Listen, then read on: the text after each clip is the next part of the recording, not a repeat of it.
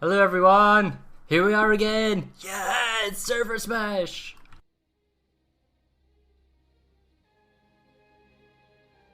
There we go. Hey Napoleon, why don't you say hello? Hey guys. So here we are, ServerSmash in 2016, who would have thought? I'm just going to tweak some audio settings here. Why don't you tell us who's playing today, Napoleon? So we got VS from the northwest, who I believe is Cobalt, and TR from the south Gate, who are Emerald. Yes! So we are on Hossin today, and this is the last of 3 iterations of Hossin. We've done basically splits in all directions, the east-west split. We've done the western warp gate down towards Netlamar Garden split, and today we're going to try the 3rd version. So we have no idea how it's going to play out, what the biases, perceived kind of plays. We've got some preconceptions. I think Fallbridge Chemical is going to be interesting, and we'll go over that in a little minute here, but we are in Hossin. It is Cobalt versus Emerald because they decided to play each other. Our numbers are 216 versus 216, and we have a couple of special rules today because construction came out. Do you have them to hand, Napoleon? Maybe you can tell the fine audience what's going on. Basically, I closed the tab, but I believe all construction's forbidden and such, so no ants and no bases and so on. So, because the construction system was just released literally 2 or 3 days ago, and no one's really had time to really kind of knuckle it down, it's 216 versus 216. We're playing a single 90-minute battle today. We're not swapping halves, we don't have a half time, we're just going straight out for 90 minutes rather than the normal 2 hours. There'll be no anti-infantry maxes, there'll be no air-to-air lock-on missiles, there'll be no new conglomerate. I'm sure somebody's still suffering from air hammer post-traumatic stress. There will be no ants, no constructed buildings, and no of the new Gorgon maxes, the new kind of weapons. These are not Planetside battle rules, these are agreed rules by the teams that are playing. So if they break the rules, then hey, I mean, I'm not going to do anything about it. It's kind of like a gentleman's agreement. There you go. So that's where we're at right now. Anyway, right, so Napoleon, here we are on the lovely jungles of Hossin. You are Emerald, okay? You're playing as the Vanu Sovereignty from the Western Warp Gate. That's the Cobalt, I believe. That is true. Wait, did they swap over? God, I really need to get this down, don't I? Yeah. So sorry, Cobalt, that's what I meant. I meant the right. So Cobalt vs Western Warp Gate. What do you do? What's your opening play here in the West? How are you going to push out? What are you going to do? I think the West probably has a bit of an advantage on Hurricane Amp Station if they can get secure storage locked down as well. But obviously it's a 7-minute cap, so there's a lot of room for jockeying. Nasons, I think people probably won't commit too hard to. On certain maps like Amrish, you sometimes see people pile in hard and early and just set up with everything they've got, but you can't really do that on Hossin. So I reckon that's going to be a later starter again. In the east, there's definitely some room to push, and there's quite a lot of small bases that can be pushed down to Zot. So I reckon that might be where you want to put some of your more aggressive elements and let them hoover up those 4-minute caps. In the west, I think Tacon will probably just go to whoever gets in there first. Rusty Benclave, I don't know, it'd go either way. Do you think a Cam Biolab is going to get wrecked by Emerald from the south playing its TR? I don't know.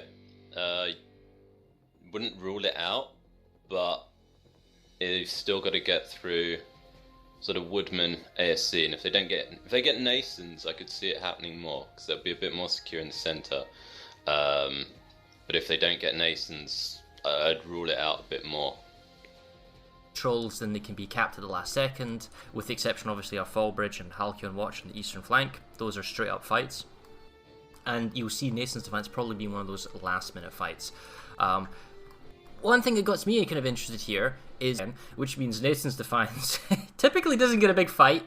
Typically it lasts in the last 20 seconds, somebody tries to steal it from somebody else, and we'll usually see that smaller outposts, which are on a 4-minute cap timer, will be taken forward first. They're the ones that usually, how should I put this? They are fought over first, and then if they're neutrals, then they can be capped at the last second, with the exception obviously of Fallbridge and Halcyon Watch on the eastern flank. Those are straight up fights. and you'll see Nason's Defense probably being one of those last-minute fights. One thing that got me kind of interested here is Hurricane Amp Station, right? We have 2 free uncontested bases, so this is like the free captures into Hurricane Western Pass and Hurricane Southern Depot for both teams. Unlikely to see much interdiction, but they're so close to each other, the cap buildings, that we haven't had that in previous instances. Like, for example, Ixtad Water Purification and Southern Pass are sufficiently far away enough that you don't get a free cap, and where both teams are fighting over secure storage. I wonder if that's going to make a play today with the air forces and how they interact. Possibly. I think if Cobalt can generally bring a decent air force, we've seen it before. And even when Miller's had a very strong air force, they've often been able to go sort of toe-to-toe. So I'd possibly maybe favour Cobalt in the air if they brought the sort of air they historically bring, and they might go in hard early for the kill. And just get them on the back foot and start starving Emerald of resources. You think? Because we saw, I think, when Cobalt last played Miller, Cobalt definitely had a very strong air force. Miller's a bit weaker than what it normally was, and they basically shut them down at the warp gate very, very quickly, and then spent the rest of the game sort of heavily ground pounding. Yep, cool. Right, well, I wonder, it is Hossin, Air Force and all that kind of stuff, and I wonder if the ground pounding is going to be everything. The thing is, getting from A to B is going to be the issue. It's that sort of logistical freedom of movement that is an issue, right? So if you can throttle the air, you have freedom of movement to fly array, because the way that the redeployment mechanics work.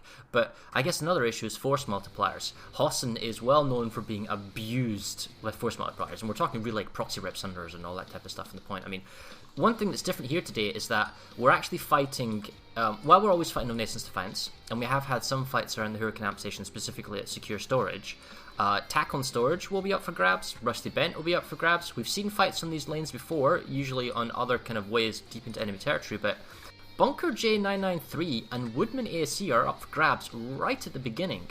I mean, if you're south, you want to lock off Woodman because it's 2, potential links into your territory. Whereas if you're the north, Woodman's kind of flaky. Do you go for that after Nason's Defense? I mean, what's your kind of game plan? I reckon it's something you'd want to go for before Nason's. So if you don't get it before Nason's, it sort of greatly increases the chance it gives the other team more avenues to start applying pressure and maybe steal that Nason's cap towards the end. So I reckon you'll probably see. I recommend you go to the subreddits to get those kind of details, because it's very fluid, and people and teams can change right up to game time. So that's where we are now. We've got about 7 minutes until we actually start here, so I guess we're not doing construction, right? But Hossin is so jungle related. As I've just linked in chat, guys, and you'll be about a minute behind here, Maddox is doing a Korean stream today, so if you want to watch that, knock yourself out. We also have the match rules in case you want to know what all the details are and who's playing what, how, and all that kind of stuff. That's also linked. Doesn't list the outfits. I'd recommend you go to the subreddits to get those kind of details, because it's very fluid, and people and teams can change right up to game time. So that's where we are now. We've got about 7 minutes until we actually start here, so I guess we're not doing construction, right? But Hossin is so jungle related. Is it something you do in a ServerSmash meta with construction? Because if it was me, you can't build on bases, right? So if you were to build something, you would just skip it. So if it's a territory control, construction stuff probably wouldn't have much of an impact. What do you think? Yeah, it's a hard one to say because I haven't had a lot of great experience with the construction system yet. Definitely, I think in your usual one, it would be very easy just to bypass the bases. I don't know if you just get gal dropped behind them and such. Yeah. So I don't know if people would even bother putting the effort in when they can go straight. We'll for the work job it out. There's a lot of things with balancing and all that type of stuff, and victory points. So that's probably the thing, because we have the ability to turn victory points off on Jaeger, the server that we're on. So we'll look at into the future for future games. But right now, here, Emerald versus Cobalt, they've played many times, and we've had some classic games. I mean, don't forget, Emerald and Cobalt were 2014 ServerSmash finalists, and okay, player numbers come and go. But Emerald is still a very strong team, and Cobalt is here to play, and I reckon the overriding rule here is to have some fun. But at the same time, it's always fun to warp gate your opponent. Would you agree? Yeah, very much so. So, alright, what I'm going to do now, guys, is I'm just going to play the intro video, and then we'll get into our positions for the start, and then Reeve can do our countdown, and then we'll get this match on start. So if you'd be so kind as to head to the western warp gate, I'll head to the southern one, and we'll play the intro. Where we come from, we each fight for loyalty, for freedom, or perhaps enlightenment. But not here. Here we cast aside our disparate beliefs, our barriers and preconceived notions, and band together as a global force to engage in the largest competitive battles the world has ever seen. We are the squads, the platoons, the empires and servers, full of players coordinating a complex game of strategy and tactics. This is where combined arms happens. This is where war comes to play. This is ServerSmash.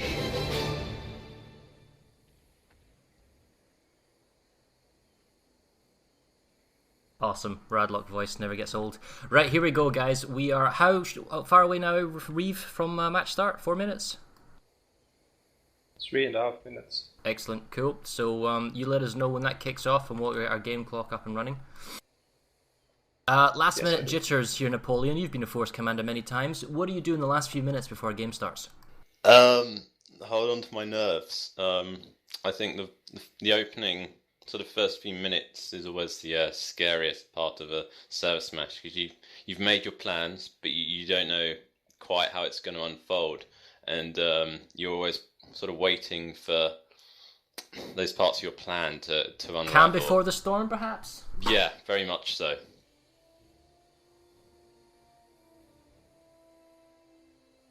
Do you talk to anyone, or you just sort of chill out? Generally, if I've got if I'm the AFC, or if I'm the FC and I've got an AFC, we talk. But otherwise, yeah, I think once you get rolling after those sort of first 4 minutes, it gets a lot more comfortable. You get a feel for sort of what direction the game's going in. Okay, guys, we don't have statistics today, and we're playing it old school because we don't actually have a rolling scoreboard, so we're going to be going off territory control. Reeve will freeze the map when the map's and the game's overly done, so we'll have the correct score. We'll bring him back to the map and we'll show you the scores, what it is. The bug up here is just a fancy kind of overlay of what we've got. Get that out of the way. And predictions. Who's going to win, and what do you think the score's going to be?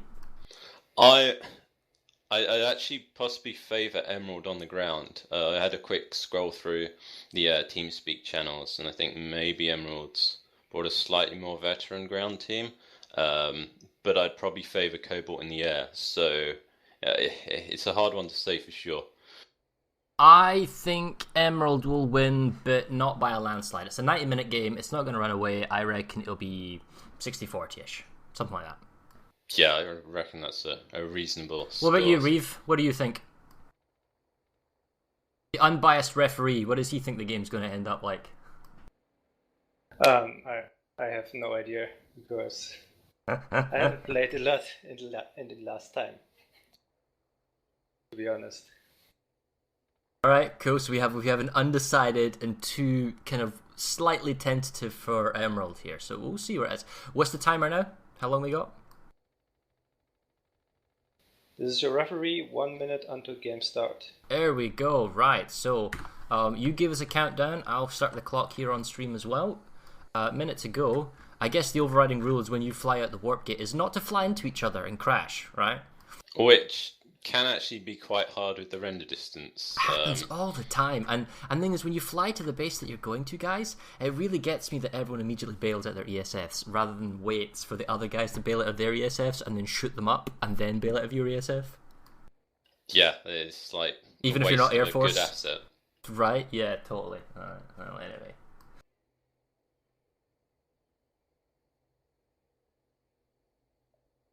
Well, I guess we weren't really doing anything else here except from killing time. 15 seconds. Match start in 10, 9, 8, 7, 6, 5, 4, 3, 2, 1. Go, go, go. Hey, there we go, match start. And we're watching Emerald as the Terran Republic. As usual, with our massive ESF push, these being specifically mosquitoes. Scythes for the the Vanu Sovereignty in the north. For Cobalt. How's your force distribution going? Have you got any particular area that they're going to head for first? It looks like quite a diverse spread. Maybe a bit more to the north than the south. The middle's a bit thinner. But they're rendering in and out, so... As you would expect from over 100 ESFs. Yeah. We got a strong kind of ESF push heading up to, I guess, Woodman ASC, which is, you'd probably see that every base is going to be contested and fought after. But it's how many they send. I think Cobalt's got quite a large force going to Woodman as well. It looks like they're just making a straight beeline for it. They've just gone over Akan. Oh yeah, they're bailing on Woodman.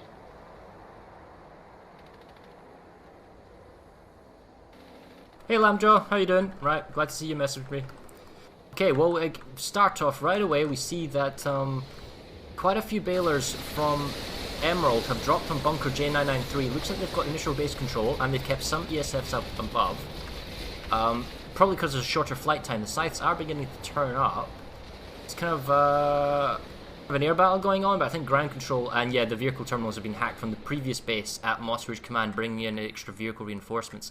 We see Fallbridge. Oh, dude, check that out. 2448 Fallbridge, and there's a small squad of Emerald at Halcyon Watch that's been kind of bypassed, which means they're starting the aggressive push down, and if they get that, they'll lock off construction site Omega.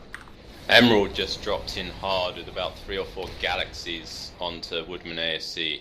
With maxes and everything, but they're just getting absolutely shot up by PPA. There's about 4 or 5 Cobalt sites, and they've... Oh wow, yeah. You can see the maxes. Hard. Now, it should be said that the first... Oh, I never noticed the repair thing on the engineers. Is that the first maxes you get are free due to, the nanite resources, because you can recharge them in the warp gate at the beginning. Yeah, but they're stuck in banana, though. They do have the cap? No, they don't have the cap. Because the cap's underneath, and it's not actually flipped. But then again... I don't understand why Emerald has dropped at this time in choosing, because they could come here at the last minute. They're going to get J993 provided no one else interferes. However, they're going to lose Fallbridge Chemical, and that's one of your own bases. You want to do that, and we can see that Cobalt is actually out popping. No one's really finding Rusty Bent. Why is it not going, ticking? Huh. I'm going to double check that, why the cap point's not going. Can you fly to Rusty Bent and make sure, see if there's flaps on? I'm just... and if it's not moving, go talk to Reeve as the referee to make sure everything's okay there. We're going to go to Fallbridge Chemical. It's... Is there anyone the cap's flipping on? now, I think. Yeah, it's just flipped now. We're okay. Good. Just making sure, because sometimes there has been in the past that we have... Never mind, we're going to watch this harass for a moment. We have locked cap points out before and then started ServerSmashes, and then we're like, why are they not flipping that base? I'm guessing this is Cobalt's... Okay. So it's similar to a construction site, Fallbridge Chemical. And we see Emerald is coming in, not with the kind of multipliers of vehicles, but coming with maxes. Not necessarily air control, and I wonder if this ESF is going to give any kind of grief. Couple of scythes. I found the Cobalt airball. It's down Vittel, and they're engaging the TRF, massive air brawl over Vittel's stockpile at the moment.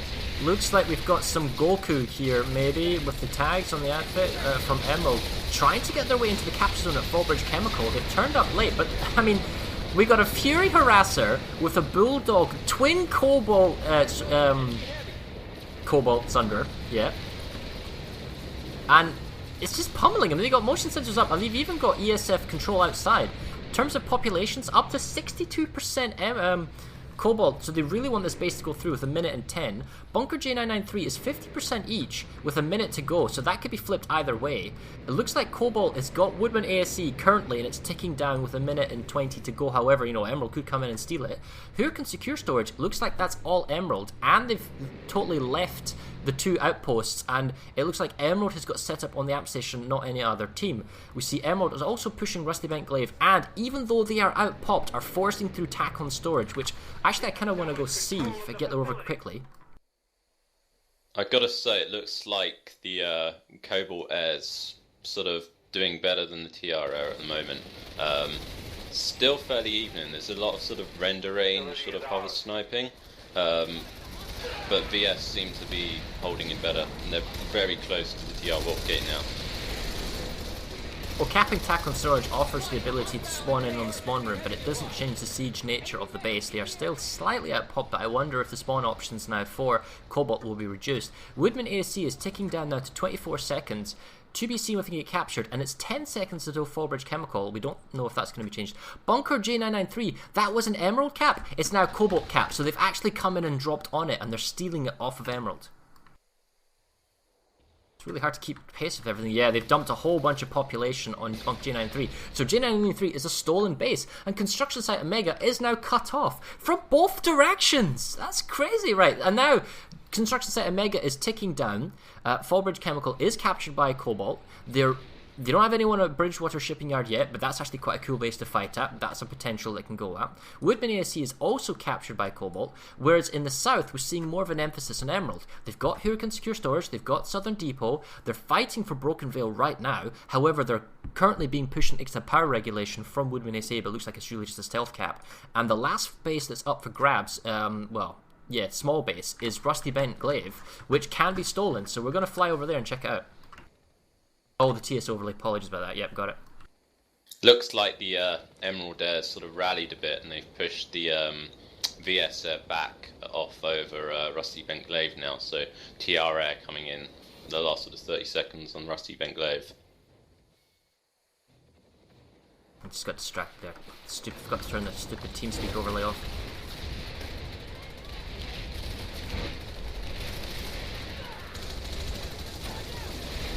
Well, it's still Emerald on the capture point, threatened on all sides.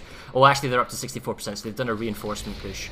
And they should get this, and that will allow them to push into... Well, they've even got population there, slightly, at Gahan and Southern Crossing. There we go. So Rusty Bent Glaive taken by Emerald. We see Hurricane Amp Station now ticking down in favour. Notice how nobody's actually ticked Nason's Defiance. Nobody wants it to go. And I'm guessing Emerald was thinking we would surround it first and then maybe try and tick it down after that. And oh, dude, check the counter push at J993. Emerald is going back hard, and they've moved population to Mega site, construction site, even though it's not going anywhere. So I'm going to go back up to the north. Could you check the Amp Station out and tell me how that's going? Yeah. Farah, could you turn off the TeamSpeak overlay, please? Yeah, thank you. We've done that. It's just a little bit delayed, but thank you, Rob. Okay, no worries. Looks like Emerald's using Sunderers to... they're setting them up to block the shield entrances. So the other team tries to shield defuse in, they're gonna bounce off the Sunderers that are blocking the entrances, and then probably get killed, stuck halfway in the shields. A lot of Sunnies in there though, they're bringing more. 2 minutes to go on the capture at Bunker J993. I don't see how Emerald's going to hold this because, yeah, Cobalt is pushing in on the cap zone. It depends how the reinforcements are. I don't see Emerald having a spawn option, like a Sundra. You can see Cobalt sort of both jockeying for the terrain around Nathan's. Emerald's on Broken Veil, I think they just got pushed off, and Cobalt were pushing Inkstep power regulation, so neither wants to cap it, but both wants to cap around it and cut it off. Well, I was talking about returning to 993, but... Oh, okay, now they're getting flanked from behind. I was going to say, these medics are playing extra time, but a push from the large staircase from behind on the cap point pushes off the terminal. Now they've got reinforcements coming in. It's up to 52%. Both teams coming in. They do have a hard spawn Sunderer. Construction site Mega is ticking down again, but they have population overpop, so they should do that. They are, however, losing Bridgewater Shipping to Cobalt. It's 59%, and we're going to go check that one out next. The Amp Station still ticking in favour. A lot of population commitment. It can still be stolen at the last minute. It looks like the Broken Veil cap has been saved, and the TR from Emerald are pushing a Gahan and Southern. So the cap points, we're actually only one base difference here from being back to a tie. It's still a really close game. Cobalt working on the east, Emerald working on the west.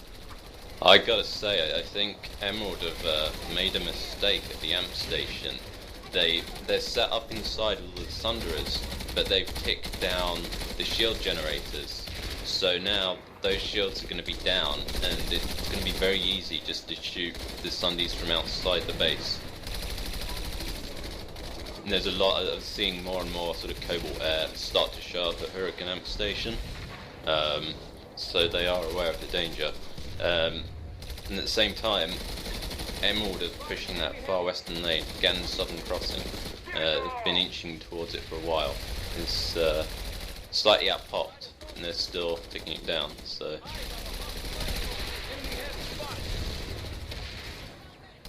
Yeah, sorry guys, it's already been said in chat, but we don't actually have a running bug overlay at the moment showing points. We had some issues, and the Lampjaw is doing a great job, but we don't have that for you today. So we'll just look at the map, we'll keep you up to date. Right now, we're 49 to 47, Cobalt slightly in the lead. We'll keep you informed as we go every time we base cap. Oh, that was a really big mistake by Emerald here. Cobalt have brought mag riders into Hurricane Amp Station, and they've just completely wiped all these Sunderers inside that Emerald spent quite a long time setting up. And air control. I mean, Cobalt just needs to time this right and they can steal the base. Why spend 2 squads here when you can just dump like a platoon at the last minute, right? Yeah, exactly. The shields, you're right. You don't have gate diffusing on mag riders, and now we've got mag riders here just wrecking the Sunderers as they get pulled out. A TR Prowler behind the mag riders. Oh, surprise! There's nobody in the gatekeeper though. I really want to jump out of the ops cam and jump into the gatekeeper. Just go pew pew pew pew!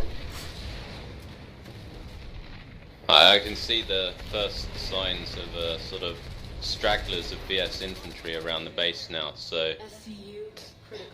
Why would you charge the SCU? Well, okay, if they stole it, you didn't want them to spawn. So that's that push. Fort Drexler harassment attacks by Emerald on Cobalt's large outpost. Off to the eastern flank, we see J993 is being saved by Cobalt. 2 minutes until full. It's kind of a big deal. I mean, getting the large outpost out of the way can't be restolen in return. It would also balance out the scores back to 48% apiece. Actually, I'm not seeing any Cobalt here. They've all kind of been pushed off. I guess they've perhaps given up on it. We see Cobalt is pushing on Hurricane Secure Storage. Gannon's Southern Crossing, they're up to the tech plant, is Emerald. So that's that push. Fort Drexler harassment attacks by Emerald on Cobalt's large outpost. Off to the eastern flank, we see J993 is being saved by Cobalt. 2 minutes until full save. Omega has been fully saved. And we see Emerald is also saving Bridgewater Shipping Yard. So the opening plays here are coming to an end, and we're entering a sort of kind of mid-game scenario now. Looks like TR got the amp station okay, so that's good for them, because it would have been a major blunder if Cobalt came in and stole that after all that. But at the same time, Cobalt seemed to be... No, they've been stopped. Cobalt were on Hurricane Secure, but it looks like it's been stopped, so that safeguards their flank there. So as we look at the map now, guys, this is kind of brief overlap. You see the points now are 48 apiece. It's very tight. The opening plays played out. Cobalt had made the push on the eastern flank, was Emerald done the push on the western edge, and no team right now is actually pushing on enemy territory. All bases are currently going into saves. However, I take that back, there is a small fight actually going on at Gannon Southern. Looks like small numbers of counter interdiction because most of Emerald's numbers have already moved on to the tech plant, trying to get set up. See, the numbers are already 24-48 versus 12-24. Yeah, I see. I'm just heading over there now to have a look. Looks like reinforcements from Emerald are on the Gannon Southern Crossing. Yeah, to answer the question, is this competitive Planetside? Yeah. Yeah, sort of, kind of. People are playing seriously. They want to win. But at the same time, there are no rewards except from ego and drama, which I'm sure everyone loves. Right, again, Hurricane Western Pass. We have a small attack. No, I take that back. It is actually a full-blown attack. The force that was at Amp Station has now moved into Hurricane Western Pass. If we check the territory populations, no, they are pretty much bang-on accurate. Slight differences because of the refs and cameras that are here today. They've dumped the population up, so I mean that's a smart play. If they grab the capture point before it goes through, which they have, means the entire force. I mean, at what point do you abandon the tech plant and come back? Because you've got a whole bunch of pop just sitting there being useless, right? Yeah. I mean, I can see... You can see the Emerald redeployment. They're sending a lot of forces now. Yeah. I'm surprised that they haven't deployed the Sunder, and it's actually going to get shot out, so it's really just the kind of... Oh, here we go. He's moving away. I don't know why you're defusing, mate. That's not fire suppression, but okay. You can see the Emerald redeployment. They're sending a lot of forces now. Yeah. I'm surprised that they haven't deployed the Sunder, and it's actually going to get shot out. So it's really just the. Oh, here we go. He's moving away. I don't know why you're defusing, mate. That's not fire suppression, but okay.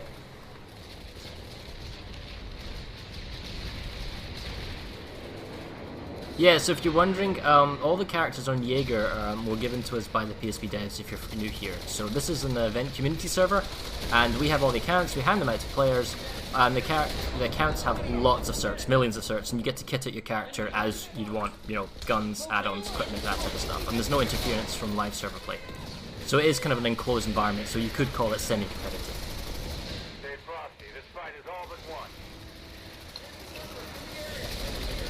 Okay, so that's Emerald finally got control in the low ground of the cap point, but Cobalt is still topside with plenty of reinforcements coming in.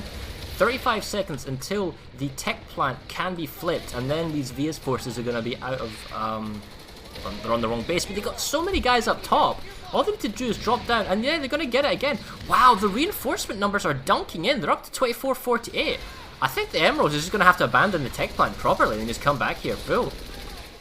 Definitely seems to be a bit of a case of sort of yin and yang in some respects. Like Emerald are sort of, well, were sort of pushing the west side. They seem to be struggling a bit more on the east side. Like, seems more to me that Cobalt probably got some of the more stronger units in the east, and maybe Emerald some of its weaker units. I mean, what do you do in that scenario? Do you try and rotate people around? Do you use some sort of QRF, or do you just sort of? I mean, that's like one of the hard things as a force commander. If like one of your lanes or your anks is just not performing up to scratch, how do you react with that? Generally, I'd say it's something you'd look at in the sort of pre-planning of the game. And you, like, when I always assigned lanes, I'd always try and give maybe some of the weaker platoons, weaker outfits, sort of more defensible lanes, so it won't just collapse on you, and sort of try and pair them up, sort of adjacent to stronger outfits who can jump over and help if needs be. But it's definitely something you need to consider before the match, rather than, oh, these lanes are collapsing, what do I do in the middle of the game? Well, what surprised me here by Emerald is they're doing a pure infantry on infantry fight. They've basically abandoned the tech plant. They've only left the maxes on the cap point with a few other guys. But none of the vehicles are being pulled out here by Emerald. In fact, there's reinforcements, Valkyries on the roofs. There's maybe some sort of Emerald QRF. There's a highly exposed spawn sunder, which is giving Cobalt the ability to fight at this base. This one spawn option, which could totally be taken out with even just an AP lightning or something going around. It's burning now, I think. Yeah, because nobody's repairing it. It's like light assault wars on the roof here. There we go. Okay, the Sunder's down, the spawn option's down. You'd have to think, now that that's out of the way, that the Emerald will make a save. But they still have 2.5 minutes until they can re-attack the tech plant, allowing Cobalt to do something. It's cost them a lot of time on something that didn't necessarily need to cost them a lot of time. Right. Well, if we look at the wider map, wow, there's actually a 48-96 kind of 50-50 fight going on at Ixta Power Reg. We're going to check that out, but Cobalt lost the initiative and Emerald is saving. The Fort Drex has been fully saved. Well, Broken 24 Veil. TR on Broken Veil, yeah, they've gone in sort of hard right from the outset there. Bridgewater's going through for VS at the moment. I've just seen the TR respond, so there's a pop spike. But how's I can see a number of ESFs over at Ixtab Amp Station just kind of shooting at anything indoors. Do you see anything air game wise currently going on around the map? Not recently, not since I saw the big sort of standoff between the air forces down at Bidtor at the beginning.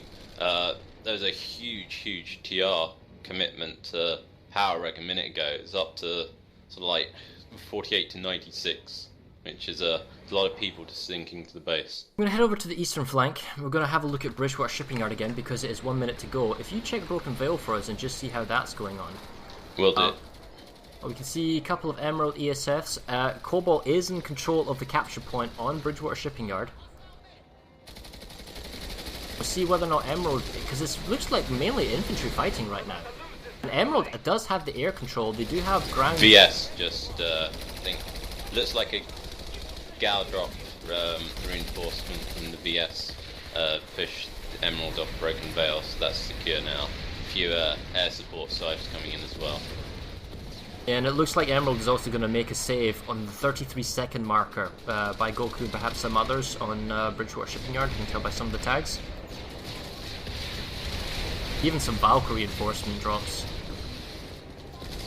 Some of those few bases you can actually get Sunders up into the capture point. Oh, look at Bunker J993. TR have been back-capped at Moss Ridge by 2 squads of VS, I think. Oh yeah, so they got 24-48, totally out of position, and you're right, double construct. Now the fact is, we're going to double check both construction sites, as it feels like Bridgewater Shipping, although not entirely secure, is in Emerald's hands. How have they set up? Have they just done like small infiltrator pushes, couple of infantry, and that's it? Yes. Sorry, what base is this? Construction site Omega is basically just a kind of a ghost cap. They've got 1224, but I think that's I don't know where the extra population is, but it's not like a full-blown try-hard, we have 7 Sunders in your construction yard, ha ha ha, you're not going to get us. So I'm going to go check the next construction site, Monsters Command Center.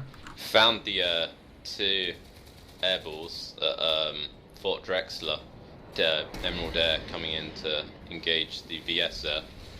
Well, okay, so there are no multipliers here by Cobalt. I think it's more of a harassment cap than a serious attempt. And they now have 4 Maxes incoming in the door. They have the higher grounds with the balcony. I'm not sure this is going to end particularly well for them.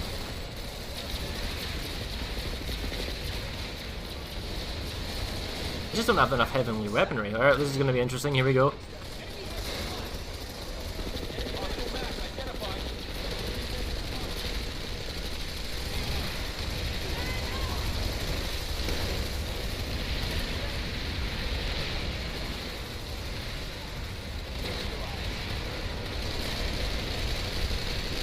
I have to say, it looks like Emerald's Air's sort of certainly holding its ground. They've pushed the BS off over Fort Drexler. Definitely it seems to be much more of a prolonged, gradual fight with the nose guns and no Tomcats and such. It's a pretty brutal fight here by Cobalt. I'm surprised they held on for so long with the Maxes, but then again, perhaps Emerald sending them all on the one staircase in the one area. Emerald, maybe not the best idea.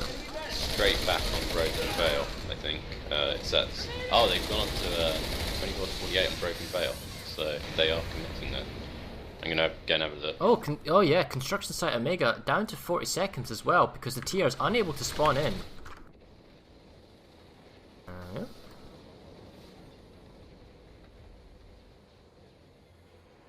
And empty base. Wow, it's like 35 seconds and it's an empty base. Alright, okay, so you got a couple of defenders, but and they got on the other side, so it's like a half squad maybe.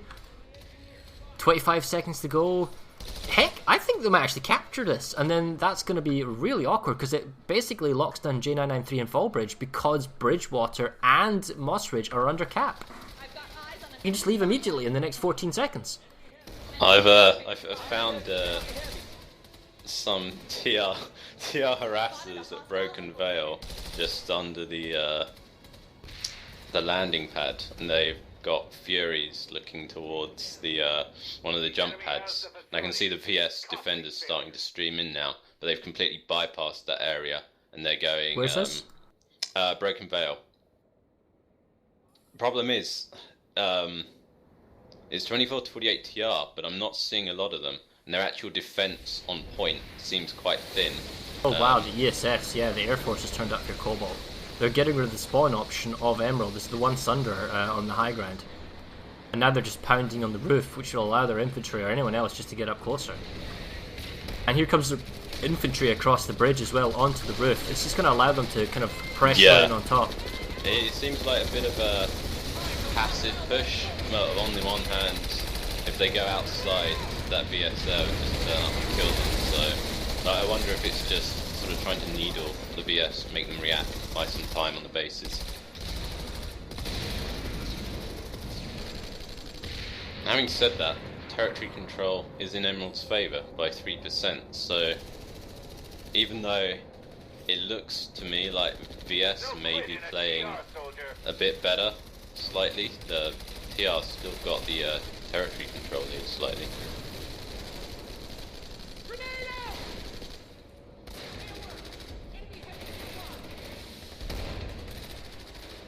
Oh, Bridgewater's just about to go through. 7 seconds.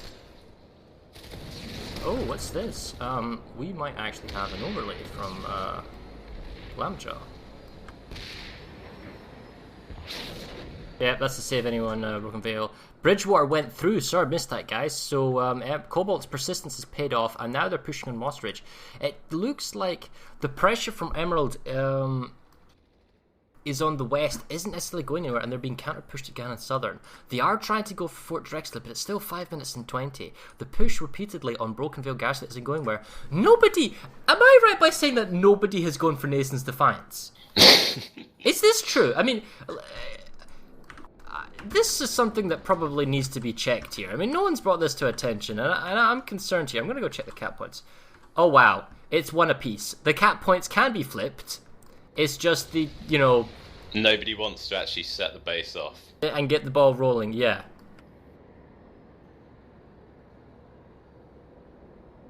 Huh. TR just made the resecure on Ganon Southern.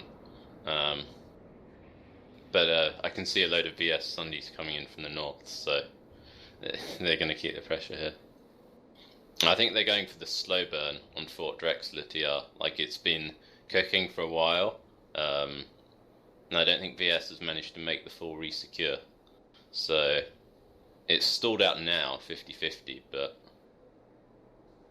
And then it's going back and forth.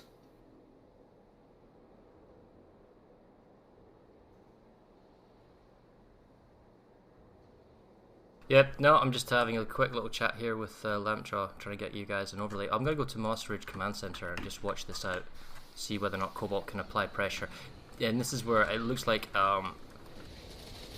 Cobalt is just slowly beginning to take the bases now. You know, everything's going to stabilize on the east and west starting to roll in their favour.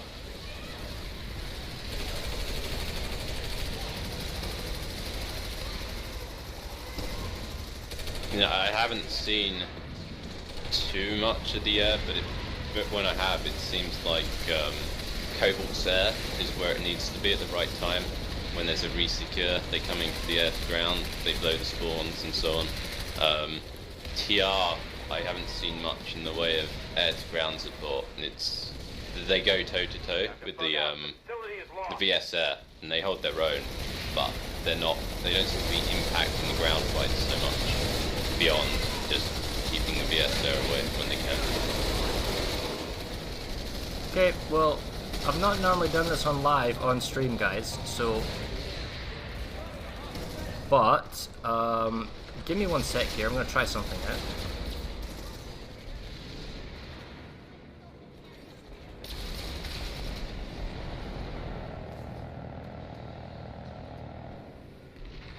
Why don't you use some radio commentary, and I'll be right back in 2 seconds, okay? Okie dokie. So, at the moment, there's 30 seconds on the Ganon Southern Crossing. And we've seen before, the Emerald guys, they're going to set up in advance at Ganon Tech Plant. I'm going to go and have a look in there now and see what I can see.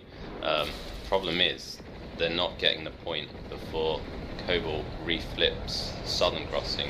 So they start getting set up with the Sundays, and they get reluctant to leave, but then the base starts capping behind them. And they've done this a couple of times now. We'll see if they get the resecure now, because it's 4 seconds. There's a very light force inside the tech plant, but I can't see anyone on the point. Oh, now we can. We've got some guys on the point. Looks like they're actually gonna... No. Okay, so it's happened again. Bear with me while I work these observer cam controls.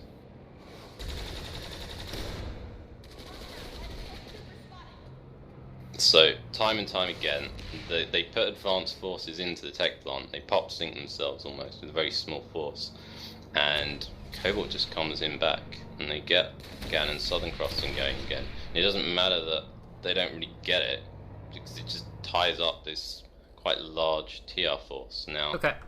So we're Okay, back. So this is not perfect, but we're going to go with it. We're going to go to Broken Vale Garrison.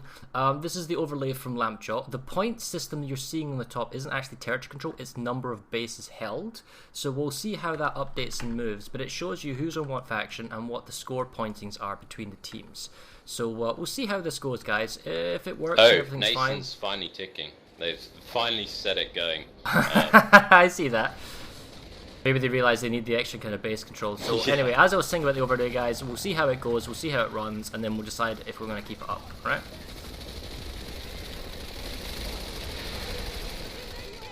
Broken Vale Garrison, again saved by Cobalt, dropping population on it, having point. And this is really interesting, because this is not only a base that flips hands all the time, and yet it's being saved consistently by Cobalt.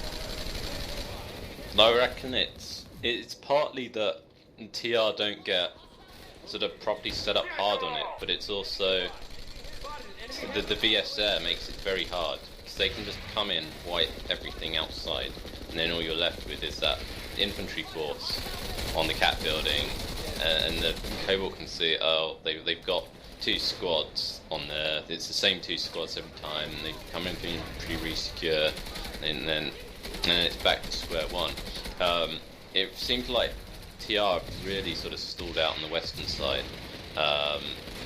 Like they keep putting that advanced force inside the tech plant, but they're never leaving enough to keep the base behind them resecure.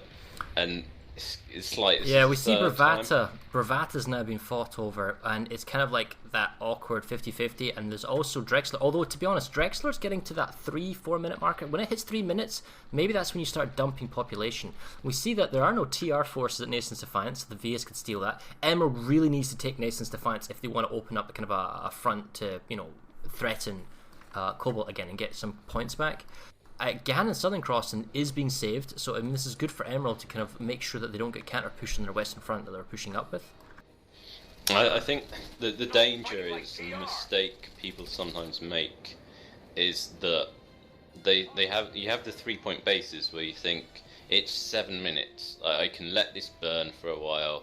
We can deal with stuff elsewhere, and then we'll come back for the resecure. It's got 3 points, and it's a really dangerous thing to do, because if you have a competent occupying force burning it down, it can very quickly get out of your hands. In comes the air support, in comes the galaxy drops, reinforcements, and before you know it, that slow little fire at the 3-point base, it's suddenly blown up in your face, and you've just lost a valuable base. So, just to reiterate here, because I know guys are saying this in chat, this is the scoreboard currently is a number of bases held rather than straight up percentage territory. It's essentially the same scoring style system, but if you're looking at it, it's 50-48 and it's 31-23. Lampjaw, alright, you know what, this is, okay, we might change this in a minute.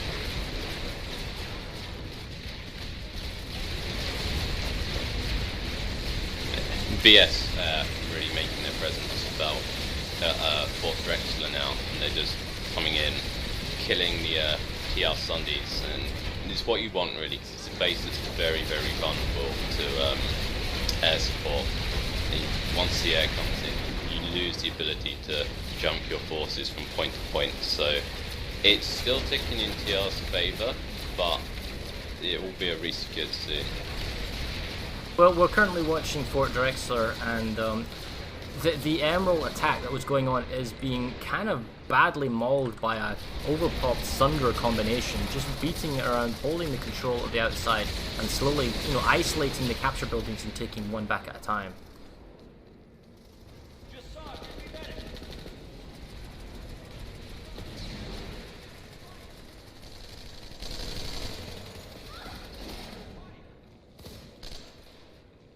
I think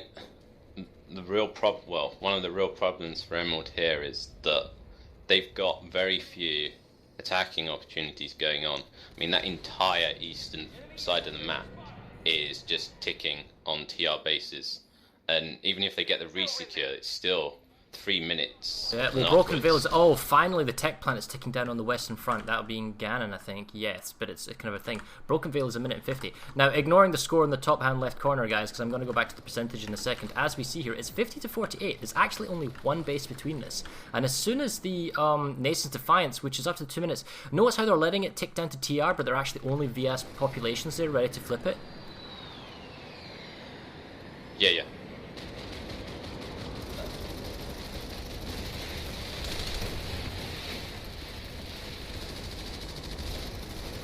TR finally got cap going on Woodman, so they are finally managed to generate some momentum. I'm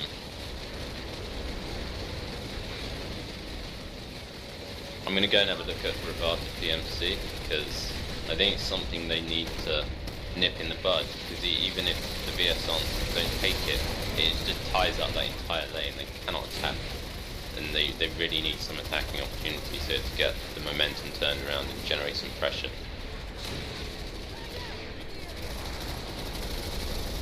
Yeah, well, we're watching the Broken Veil Garrison again, and it's been brutally fought over, but it looks like with a minute to go, the VS forces the Cobalt are back. Does the timer stop again on Nasons? Let's have a look.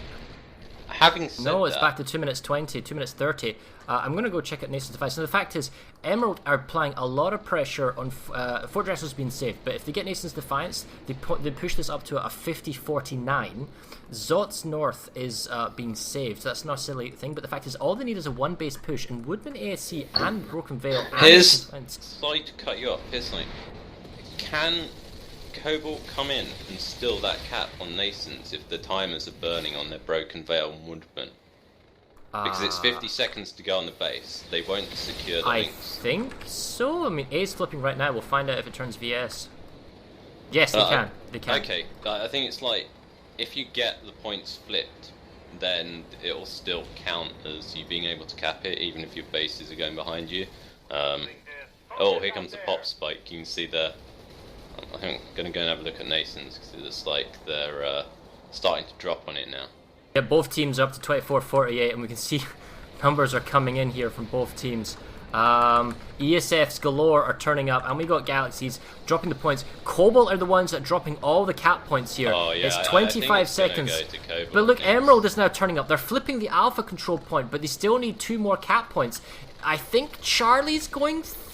Well, there's forces on the C point. They got themselves A. It's now a 29-second cap. They need to get people on another cap. Oh no, the A's flipping back. What? Really? By who? Have they abandoned it? Oh, Vanu's Sovereignty is back and dropped on it. This is it. It's going to go. Cobalt takes it. The 1 point they thought they had. Oh, that hurts. That's going to hurt Emerald really badly. I reckon that this is going to be the point now where it very rapidly starts to snowball out of control. Because they can just drive a stake through Gurney. But let's remember, it's only a 2-point base, and then you can cut territory off. I mean, Emerald are not out of this by a long shot. The fact is, because they will get Woodman ASC, if they can force this through, which we see Cobalt getting close to the capture point, they are outside Banana. But it's still 2 bases. Flip 2 bases and you're in the lead. Oh, wow, okay, so but with 35 seconds to go, Cobalt is just swarming the Banana room. And yeah, there's a lot of pop coming in here. Cobalt reinforcing pretty heavily. They're up to 59%. Nason's Defiance, a large Terran Republic population, but I don't know if you want to dunk a lot of people in a large outpost. You'd probably send that to like the tech plant or something. Or tell you what, all the capture bases on the eastern flank, they're juicy targets if you wanted to rotate now and then push back. I think this is definitely the sort of moment where, as a TR, not just at like a force command level, but even at a sort of the toon level, where on some of the lanes they'd want to start looking at what's going wrong, because you've seen them come in on Broken Veil multiple times, and some of the other lanes as well, and they basically seem to do the same thing, and you get the same result every time. They don't get the base, and I think they really need to start looking at what can we do differently. we've got a feel for how Cobalt are going to react. What can we do to wrong foot them? Is there a different strategy we can use to generate that little extra oomph to just see the base through in those last final moments? I can understand why Bridgewater shipping might give some difficulties. Getting those multipliers onto the cap point are quite difficult, but other bases, not so much. So, like, for example, when you're going to attack a base, maybe Woodman AC is just too hard, given the nature of where the capture zone is and how to throttle the spawn room. It's actually quite base. But Broken Veil, 24-48, you'd think, with these type of numbers invested in a long base capture that's 4 minutes, you're going to force it through. Now, necessarily speaking, you don't want to show your hand. You want to, slowly creep the numbers up. You see, Cobalt's also already responding in kind with the exact number it probably takes to stop it. Whereas if you drop with 2 squads, got it to the 2 minute marker, and then dumped your platoon of people on it, it would, you keep the, the defenders off balance, so that they, and they don't have the time to then react with extra numbers.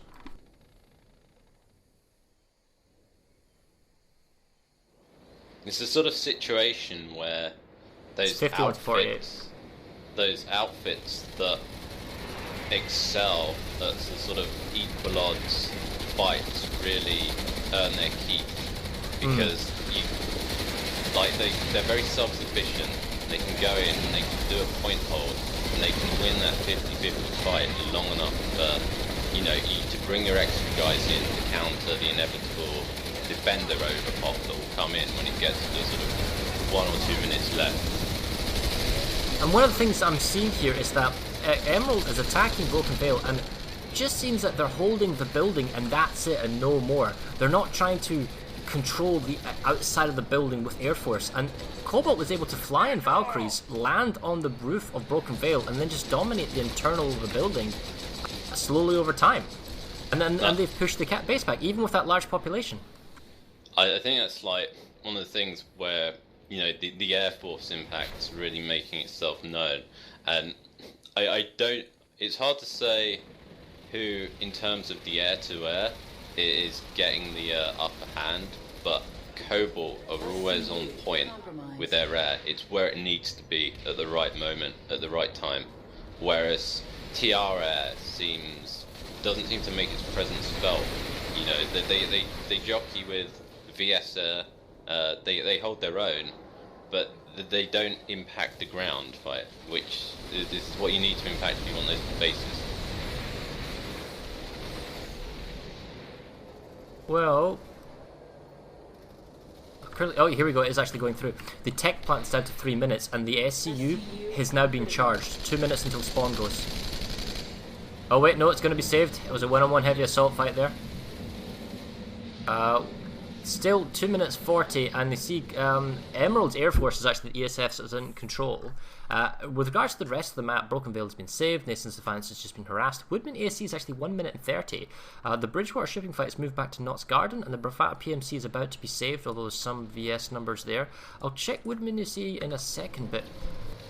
If Emerald can get the tech plant, it'll be a real shot in the arm for them. It's something they need. But at the same time, I've got a sinking feeling that the VS airball is going to show up, clear the exterior, and maybe you can already see the VS overpop coming. So well, they've got a deployed Sunder. That is the Vanu sovereignty of Cobalt. Nope, Sunder's gone. So that was extremely well done by Emerald, getting rid of the spawn option as quickly as possible. I can see about 2 deployed Sunderers at the moment on the outskirts, so they're feeding into the meat grinder. The thing is, Emerald needs reinforcements. If you're going to do the tech plant, hey, I'm on a minute 40, send me people. Now's the time to do it. Devil, there's just an Emerald Galaxy that's come in. I don't know if it's actually got anybody in it though. It just bulldogged a max, but it looks maybe like it's a battle galaxy.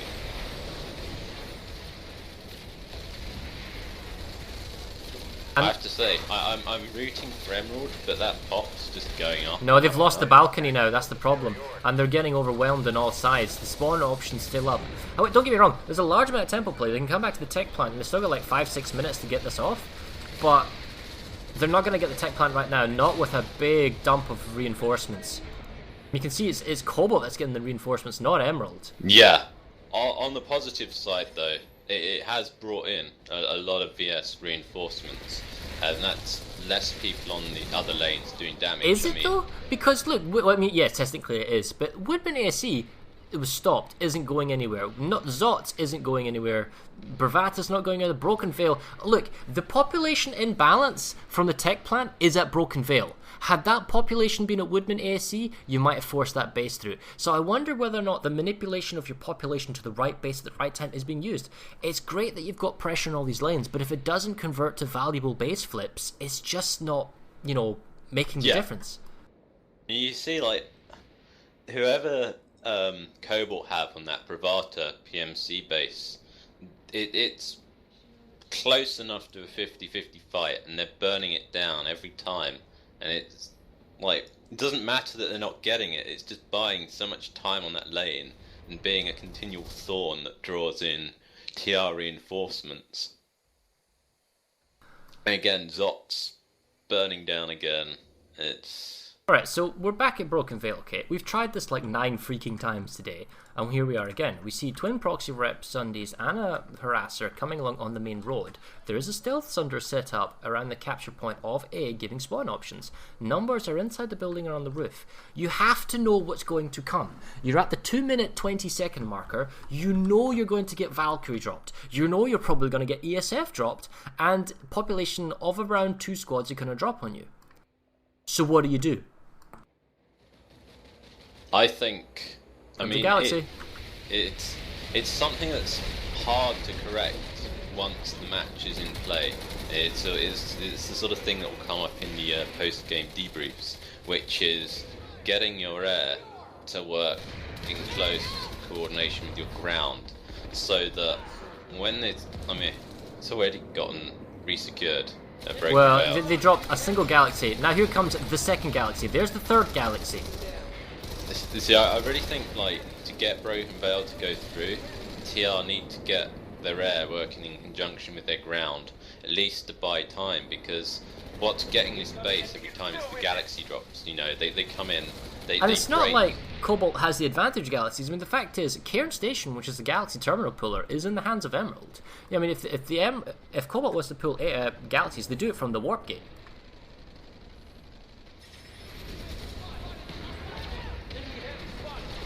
That used to be one of the issues on Hossin, was that the number of galaxy terminals was limited. But oh well, here we see it again. Population still, wow, it's actually in 60% favor of Emerald, and they're losing the cap point. Maybe they'll repush from the spawn room and get control, but the problem is this is valuable time that you're losing. It was a 2-minute base cap. Now it's going to go back up to a 3-minute base cap if you get the capture point back, which they're not doing at the moment. They're just fighting around outside. Woodman ASE is actually now going back. They're still under-popped, 45 to 55, but they are flipping it slowly in 2 minutes. Wow, okay, Zot's North Garden, huge fight, 48 plus. All on the eastern flank, but it is being captured by Cobalt. 17 seconds to go. This is a base that can use force multipliers, and you see those multipliers in effect right now by Cobalt, bringing in an additional 3 Sunders on top of the spawn deployed Sunder, overlooking the capture point. Emerald desperately on the capture point, flickering it ever for a few seconds. They have a huge number of people here. They might actually just save this, but with the Sunders and the spawn option from Cobalt, can they hold on to it? Because now they have to hold on for a long time. The Sunders drive into the capture point. Once this infantry push is expunged by Emerald, what are they going to do? Those Sunders are brutal. Yes. It's like Furies and Cobalts make mincemeat out of any push. It's going to go through, isn't it? They've got enough bodies, Emerald. Oh, flipping on the 2-second marker, but the problem is they don't have sustainability. Once they get ground out, there you go. Those Sunders are what did it. That kind of that extra oomph that Cobalt brought, knowing when Emerald came back in. I think the nature of ServerSmash is like at a sort of strategic level. If you have one lane that's collapsing, you can look at rotating platoons around. But if you've got multiple lanes that, even if they're not collapsing, are stalled out and not making headway, it's very hard to move people around without either just keeping the same situation of negative territory loss or potentially even exacerbating the problem because maybe the people you're moving around aren't prepped for those lanes and they haven't done their research for the other lanes, they're only prepared for the ones you as a Force commander gave them before the game. Now, So Woodman AC here is not the same base. You can't really get multipliers on as easily as you could in the previous one we were at. And we're at that 35-second marker. In comes the population from Cobalt, and they're actually able to make the save for the base. And this is all the key difference. Both teams are working at extremely high caliber. It's just Cobalt has that last extra push, able to make a save, whereas Emerald, maybe the bases are working against them, and we'll hear that in the debrief that they feel perhaps the lane approach or the way the bases work, but it's just not quite there. yeah, I think it's definitely a case of Cobalt seem to generally be a bit more joined up. Well, the I way say their that. raid works. They've got beacons, they got reinforcements, however, it's Cobalt that's got the deployed Sunder on the outside, allowing huge number of reinforcements coming right on the capture point, on the building. We're back to a minute now for Emerald, but Cobalt's got this Spawn Sunder, and it's super powerful.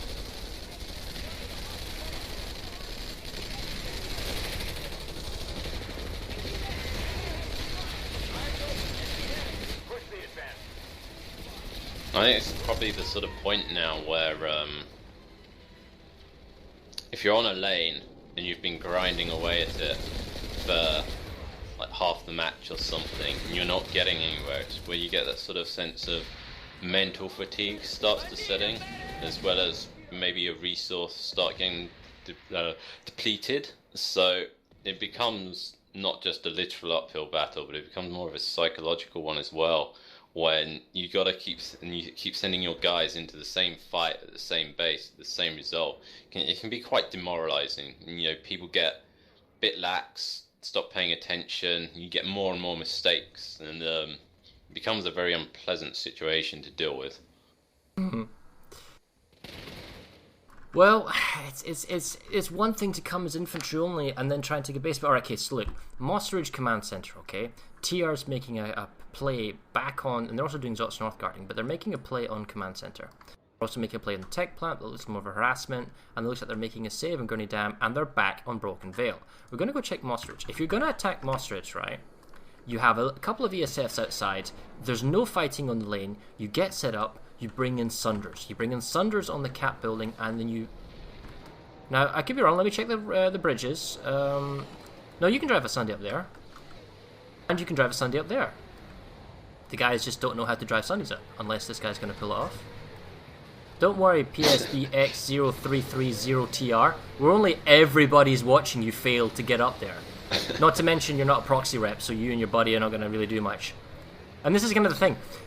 You do this on live, guys. If you know the lane you're going to be in and you know where you're going to fight, you practice this stuff. If you are expected to drive into this building, because there's a lot of construction sites on it, on Hossin, then, you know, practice driving up. Alright, here we go, 330. Let's do this another go.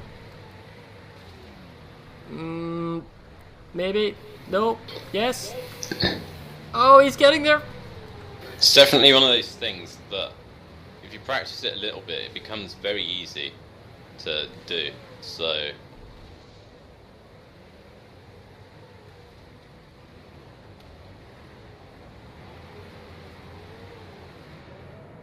okay, now here comes step 2. Getting the Sunder into the building without getting yourself stuck on the inner ring. This thing here. 2 minutes to go.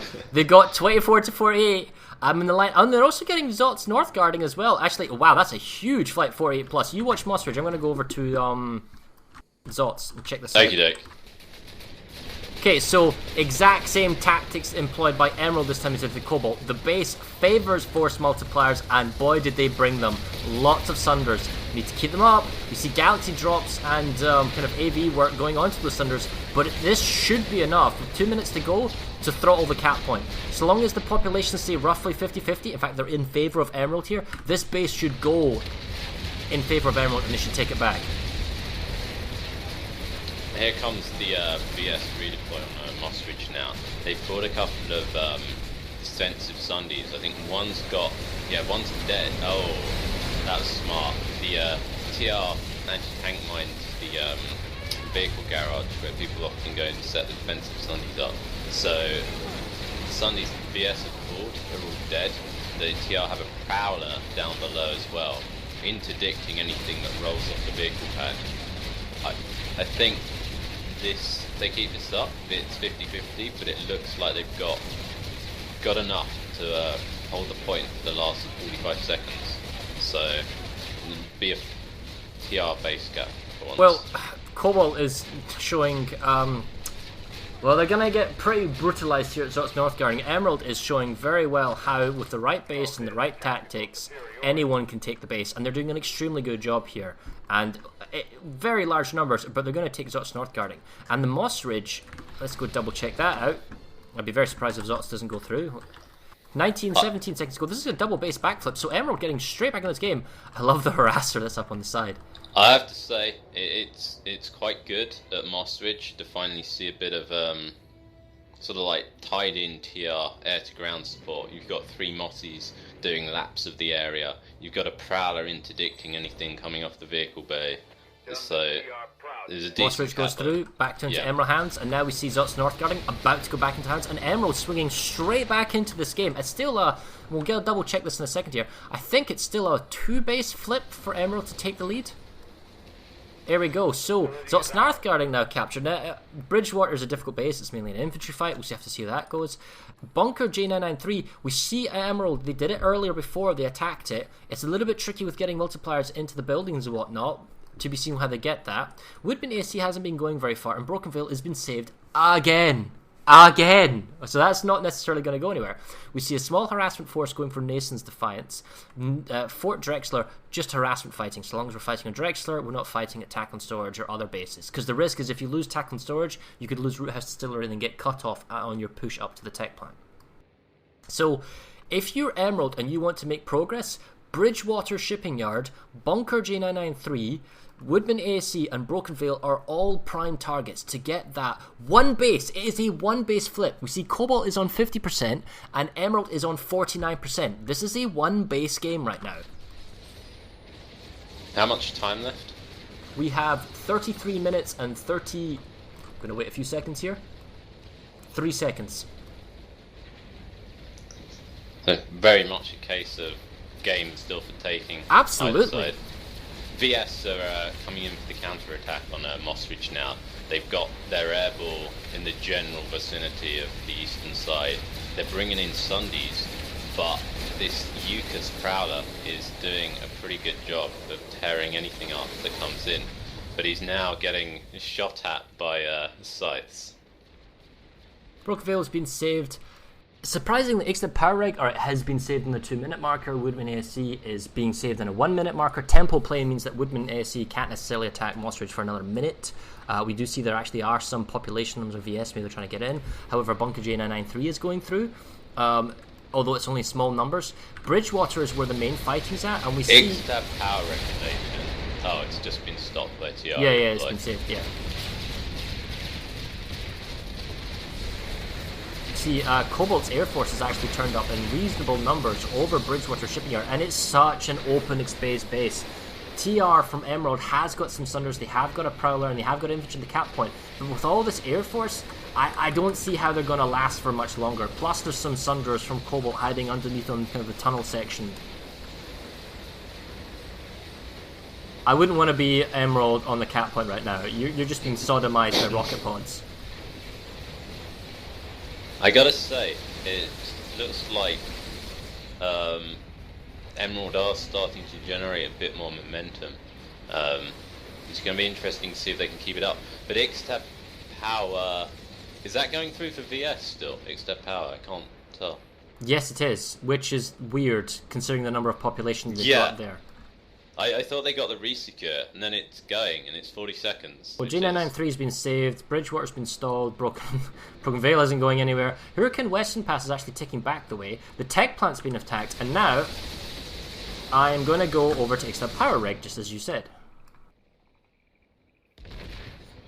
Yeah, they're on the point. They've saved it. Looks like Emerald are gearing up for another tech plant push. You can see, like, there's a reinforcement group. Look, the 56% VS already. Yeah, there was another 12 to 24 in Ganon Southern, but they've seemed to have evaporated somewhere. It looked like maybe they were going to go and try and reinforce the tech plant, but... So the forces that were at J993, because Woodman ASC has now been saved, they're now onto Moss Ridge, so Moss Ridge is being attacked. We'll see whether or not the Cobalt forces are set up as powerfully as Emerald are on Moss Ridge. It looks like Emerald has a lot of multi-force control. In fact, it's really just a bunch of infantry guys on the balconies. Yeah, at that point. It's all squishies inside Moss Ridge. The thing is, they can hold out. The longer they hold out, the more of a nuisance it is to Emerald.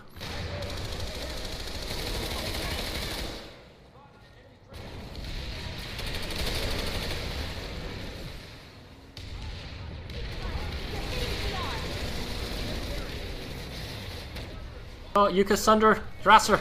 They're about to die. Both engineers trying to fix it. No! And they both die! Oh, brutal.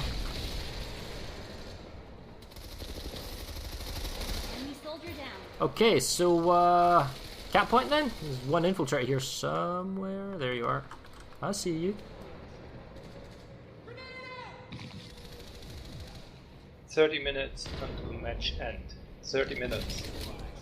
Okay, so there might be a tiny discrepancy between the game clock and his clock, guys. We're working off the ref here, so if there's any confusion, it's what the referee says when he counts down, not what you necessarily see on stream, alright? Okay, we're just getting that out of the way right now before anyone complains on the 1 second placing. As soon as the clock runs out, the referee will freeze the entire continent so nothing can go, and that's the final score. This is not an Illuminati, and we're totally mentioning this now, right? We're all good, right? Okay, moving on.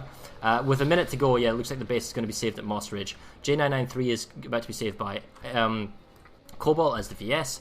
Bridgewater is about to be saved in 30 seconds, or the only one's population. Nation's Defiance is just small harassment forces. Cobalt air support inbound to Moss Ridge. They got guys on the roof, about a squad with a beacon, but... Yeah, they're on the roof, but they're not on the cap point. I mean... No. Yeah, so long as TR... Probably, if I was the Cobalt Force commander right now, even though I think Cobalt have been playing slightly better game, I'd be looking at that clock and feeling a bit nervous. Still a one base flip, isn't it? Yeah, exactly. It only takes one little mistake, and suddenly it's going to be Cobalt on that. Cobalt has been leading the entire game, but it's still on only one base flip to go. We'll see. I have to say, as if I was the Cobalt Force commander right now, even though I think Cobalt have been playing slightly better game, I'd be looking at that clock and feeling a bit nervous. Still a one base flip, isn't it? Yeah, exactly. It only takes one little mistake, and suddenly it's going to be Cobalt on that. Cobalt has been leading the entire game, but it's still on only one base flip to go.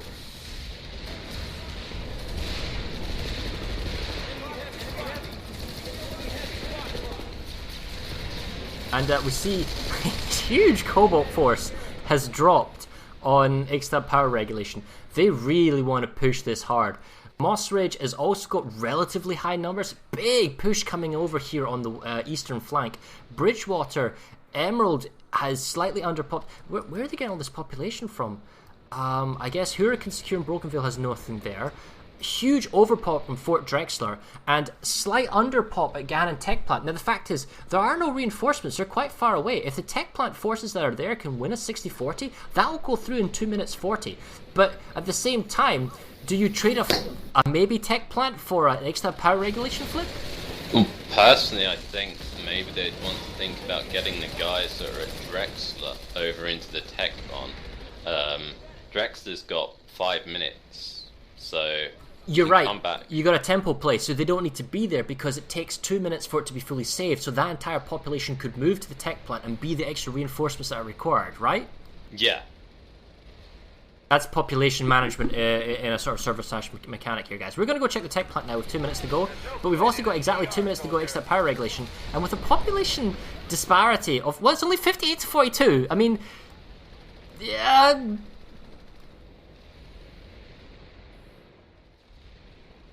It's kind of, yeah, and this is mostly infantry on the cap point. This is really hard for Cobalt to take, for Emerald to take this back. The tech plant, however, we're going to go have a quick peek at because we'll see if this can go through. I really want to see Emerald get some reinforcements into that tech plant. It's so close now. It's just, the pop they've got on Drexler is like 64%. I think the tech plant just got stopped. Having said that, there's not much time left on the tech plant, so Cobalt are almost obliged to leave some people there to defend it. So if they move off early, then it very much leaves it open for Emerald to just come back again. Having said that, Ixtab power regulation going perilously close again. I'm gonna go and have a look.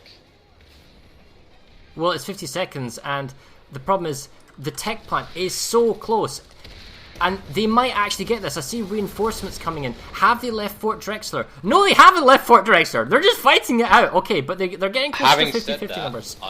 I reckon Emerald are playing a very dangerous game at Power Rig. 30 seconds on And the Moss point. Ridge. Oh man, I'm gonna have to go back Emerald, to Power Rig. Cobalt have a decent little defense going on at Power Rig. It can hold for 20 seconds, no doubt. If both bases flip, it's still a one base flip. I mean, this is the... Oh, the Sunder is poking his nose in. Is it enough, though? They're brutalizing the capture point. I'm not sure I see TR on the point. I don't know if Emerald can get there in time. With 6 seconds to go. Oh, this is going to go through Oh, the BS. bodies are there.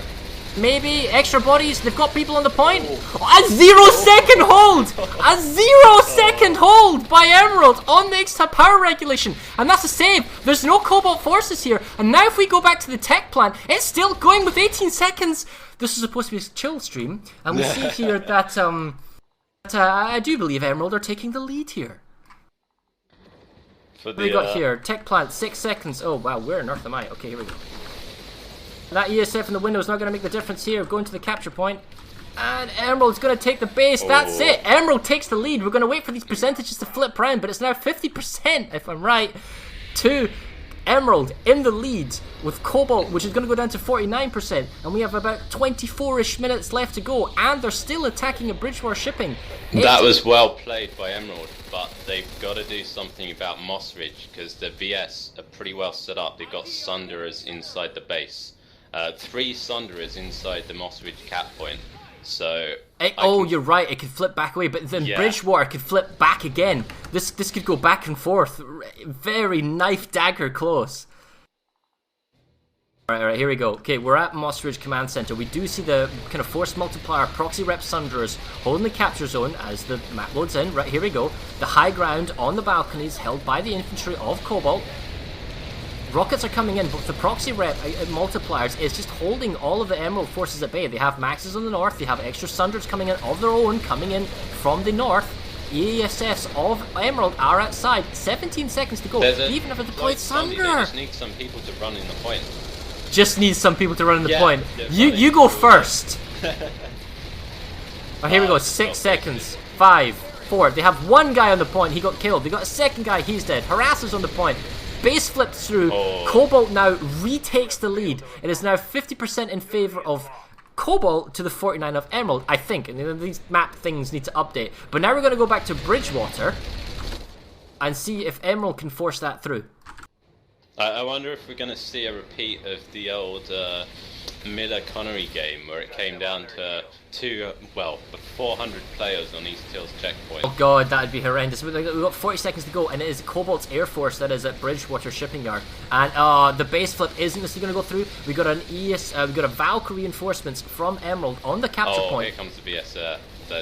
They're just dominating. With the BS. Right, we're going to check the scores here in a second, guy. I think it is Cobalt is back in the lead again because of the Moss Ridge command cap, and we're just waiting for these things. There's a delay between the percentages, but it should be 50 to 49 in favor of Cobalt. And they were so close. Well, they got the capture point back at Moss Ridge. Bridgewater. The Air Force can pound, but they're going to have to get out of their planes eventually and actually go on the point. Running along the ridge here. Yeah, here we go. Okay, it's flipping. What do you do if you're a guy? Do you all go infiltrate and hide, or what?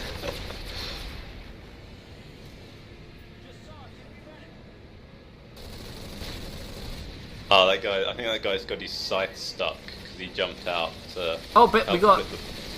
Oh, look, this guy knows what's up. Infiltrator. Oh, nice shot, and he got PPA'd. Oh, I think the VS they're killing more VS there than they are TR here. Okay, Broken Veil has been saved. Okay, so the tech plant's gone through. Gehannan Eastern Gatehouse is 3 minutes. Fort Drexler is also 3.5 minutes. Those are 2 viable bases. Ixtab Power Regulation, 2.5 minutes for Cobalt. And Bridgewater is 2.5 minutes until it's saved, which means Dots Northgarding isn't under control, and Bravata has a very long cap going in. So we're going to go check Ixtab Power Regulation before we're going to go off to the western side and check that out. I think one of the best things that came out of that tech plant cap for Emerald is that they've now got 2 lanes to put pressure on instead of just 1. So that at least gives them some more opportunities to attack rather than Here comes grinding the up pop against. for, I think, Goku perhaps? We got some, it's infantry only now, they got the first Sunder coming up, but he's taking kind of a bit of a beating here. Trying to get that multiplier up to the cap zone. 2 minutes, still a very long time for the space flip to go through. Fort Drexler, huge pop advantage to Emerald, 2 minutes 40. Ganon Eastern Gatehouse, they're actually under pop now, but it's 2.5 minutes. So it means the tech plant isn't even relatively safe because of the research lab's counter cap from behind. Broken Veil is back, just under a 3-minute cap. Bravata's down, they must have 2 capture points now because it's up to a 5-minute temp. We're going to keep watching Ixtab Power Regulation, try and keep you abreast, and about just under around 20 minutes left in this game to go. I reckon if Cobalt keep needling power reg, they're going to get lucky eventually. Every time it's quite close. And I think if they're learning, they're going to get it.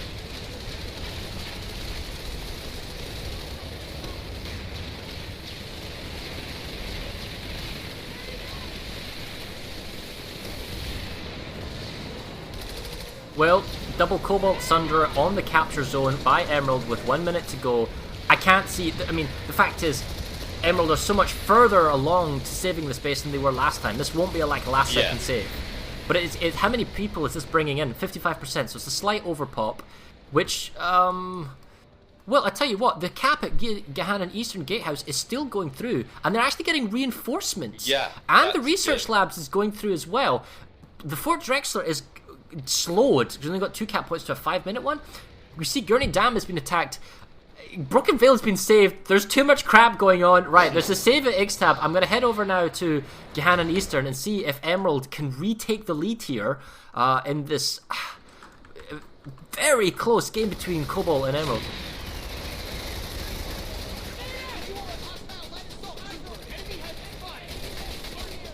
Valkyrie reinforcements or Emerald, they've got a lot of numbers, 60 seconds to go. This will give them the lead if they take this through. And now also there's the threat going at Ganon Research Labs that has no response right now. Plus the Ganon Eastern forces, they can immediately move to Research Labs after this goes through because of the cap that's going at Fort Drexler and the time and tempo you've got. However, Emerald will have to go to Gurney Dam and make a save. So if this goes through but then Gurney Dam goes through, Cobalt reclaims the lead again. Do we want to name and shame AI max users at all? There shouldn't be, but the fact is, they're not PSP rules, they're sort of like gentlemen's agreements. Because any rule that we don't have the ability to physically implement or enforce, we can't do, so you just don't go with it. But if both teams agreed not to use it, that's up to them if there's infractions. We can pass on the names to the teams and say, look, hey, this guy broke the rules, and then maybe internally they can do something about it. But it serves no purpose naming and shaming on stream. Alright, well anyway, 10 seconds to go. Building is firmly in control of Emerald. This is exactly what they need and want. They need to leave this base instantly once they get it. Perhaps head over to Ganon Research Labs, which is 1 minute and 30. Oh, and speaking of which, it's also 1 minute 30 Gurney Dam. Right. They just took East Gatehouse. Yes, I was right there. I saw it, and that means that now Emerald is in the lead by 50 to 49. I have to say, it's been a fantastic game. Very exciting so far. Looking forward to see how long we've got on. I think Emerald is actually going to make a save at the Gurney Dam. The necessity of getting in here, there's only kind of engineer turrets. There's no harasser inside on this point. Cobalt is desperately trying to hold onto the Gurney Dam cap. Max runs in. Nope, he's taken down from Emerald. So they're surrounded on all sides. And with a whole minute to go, I don't see how this is going to play out. No. This is the beginning now. See some Emerald forces beginning to breach. No. 55 seconds to go. They've got pop advantage, Emerald. Except power regulation has been saved. Bravada PMC is being saved. Zot's Northgarden is being I think Broken Veil's very close. There's like a small skeleton TR force still 15 seconds. I can't be everywhere at once. There's a lot of VS there, but I don't think the VS infantry are close enough. This can be close. 7. There we go. This will push their lead up from 50. Oh, there's plenty of TR on the point here. This is going through. Okay, Emerald pushes their lead. So even if Cobalt takes Gurney Dam, which is possible in 19 seconds. No, Emerald is coming in now. So they've turned it into a 2-base flip. Cobalt will need to get 2 bases to retake the lead. I think Emerald are really starting to gain their stride a bit now. They can well, maybe if you're a Veil, momentum. you can go for a Southern Labs. You can go for a Construction Site Epsilon, which is a force multiplier base. And oh, now here we go. Ghana Research Labs, 60 seconds to go. This will turn it into a 3-base flip to get the win. 46 seconds to go. The Terran Republic force, presumably it was Eastern Gatehouse, has moved over to Research Labs. Or, yeah, because like there's so much population in Fort Drexler. It was at 48 there for a brief second. It's now dropping down. But with 33 seconds to go, there's a very last second infantry push here by Cobalt, running to the capture point. But reinforcement Valkyries from Emerald on the cap building. Huge number of people. How did they get there? Emerald do need to make the resecure at Zots. VS are increasing pressure on it now. They need to get the guys from Rivata VMC over to Zots, I think. Just a small skeleton force to push Mossridge, the rest of the guys to Zots. Get that resecure. They're in the lead now, they don't want to throw it away needlessly. Yeah, but Emerald is at 51 to 48, and now it's going to push up to a 52 to 47, 3-base flip. The thing is, it was at one point 6 bases have basically flipped, guys, because it was a 3-base point flip in favor of Cobalt earlier in this match. And Woodman AC is ticking, Moss Ridge is ticking, Zots North Garden, you're right, is a ticket as well in favour of Cobalt. Broken Veil is going back the way in front of Cobalt, so we're going to head over to Zots and check that out.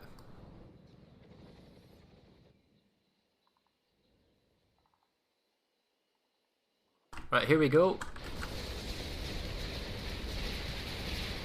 Zots being the base of multipliers. Yes, yeah.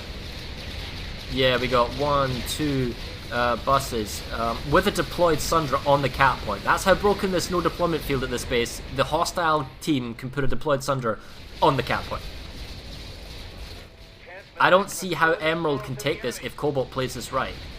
I mean, they got a bunch of max investments, but so many Fury, Twin Fury Sundras, proxy rep / blockades. That's not gonna happen. I think Emeralds have smelt blood in the west. They're not just happy with the tech plant, they're going up that western lane. OMR terraforming, I see that. Fort Drex is going to be saved. They need to make a stop on Broken Veil, not to let it go anywhere. There's a re-attack, or looks like there will be soon, in Broken Veil Garrison. We'll go to OMR terraforming next and see what's happening there. So the west in front of Emerald finally breaking through on the very end stage of this game, bringing it out for their team. But the eastern flank is retaking territory. Specifically on this base, it seems to be a vulnerability, you know, to... There you go, that's it, it goes through. Emerald not quite able to get to that. So it's now a 2-base flip, guys. So it's going to go down to a 51 to 48 in favour of Emerald against Cobalt. We see that actually Emerald is counter-attacking at Moss Rouge Command Centre. We're going to go double check that out now. See whether or not that's a multiplier setup or if it's just infantry squishies. Just infantry squishies. They do have a deployed Thunder Tail, but with 1 minute and 40 to go, not seeing any Cobalt forces at the moment. It's 50-50, but I'm seeing, like, the Emerald guys are all concentrated in one area. I've just jumped over to Omar terraforming. Looks primarily like an infantry hold. I can see some VS reinforcements, air coming in Galaxy now. Oh, yep, Galaxy drop by Cobalt onto, I'm guessing that is the roof of the, yeah, the roof, oh, see how exposed it is. This is perfect for Cobalt's Air Force, if they have it, to nuke the cap point. And then holding the roof high ground by, we see Cobalt squad on top. Get rid of the beacons and then retake the capture point. Look for the spawn options. But you can get force multipliers if you are the Emerald Force onto this cap building section. It is totally possible.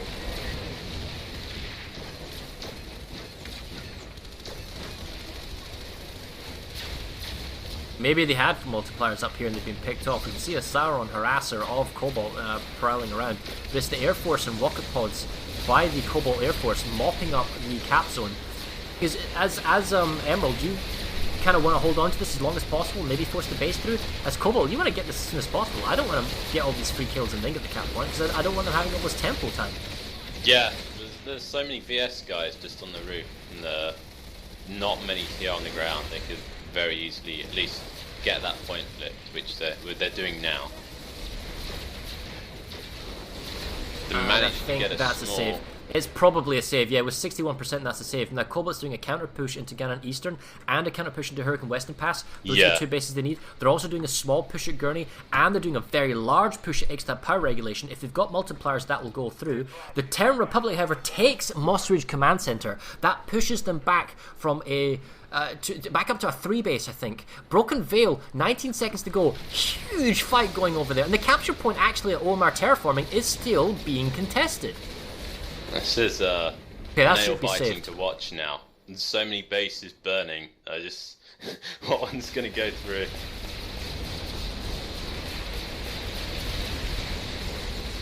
Thing is, TR have got a lot of burning bases, so they need to kind of transition temporarily to just get them resecured.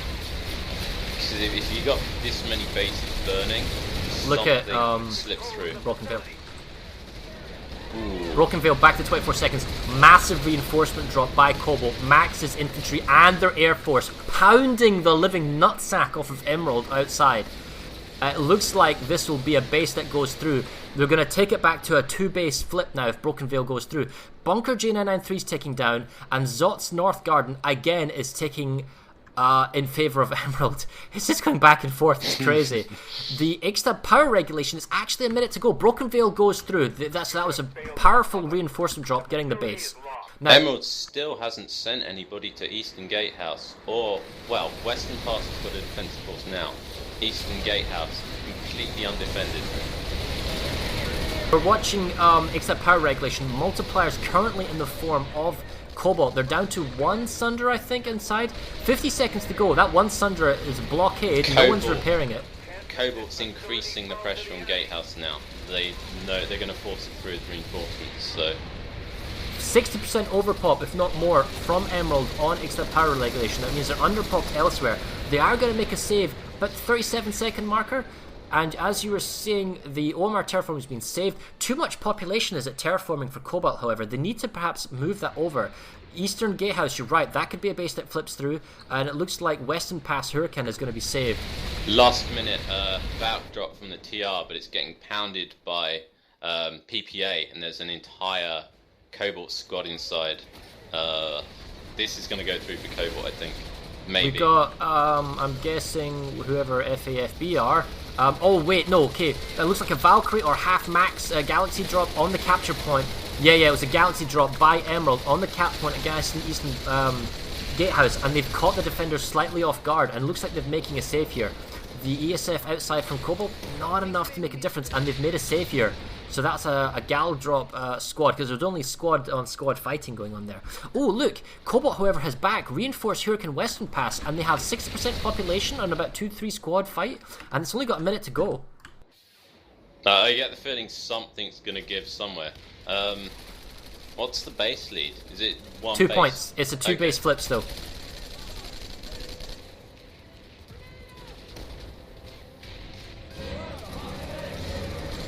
Okay, watching the cap point, 30 seconds to go. We see Emerald forces coming in from the north, coming from the spawn room.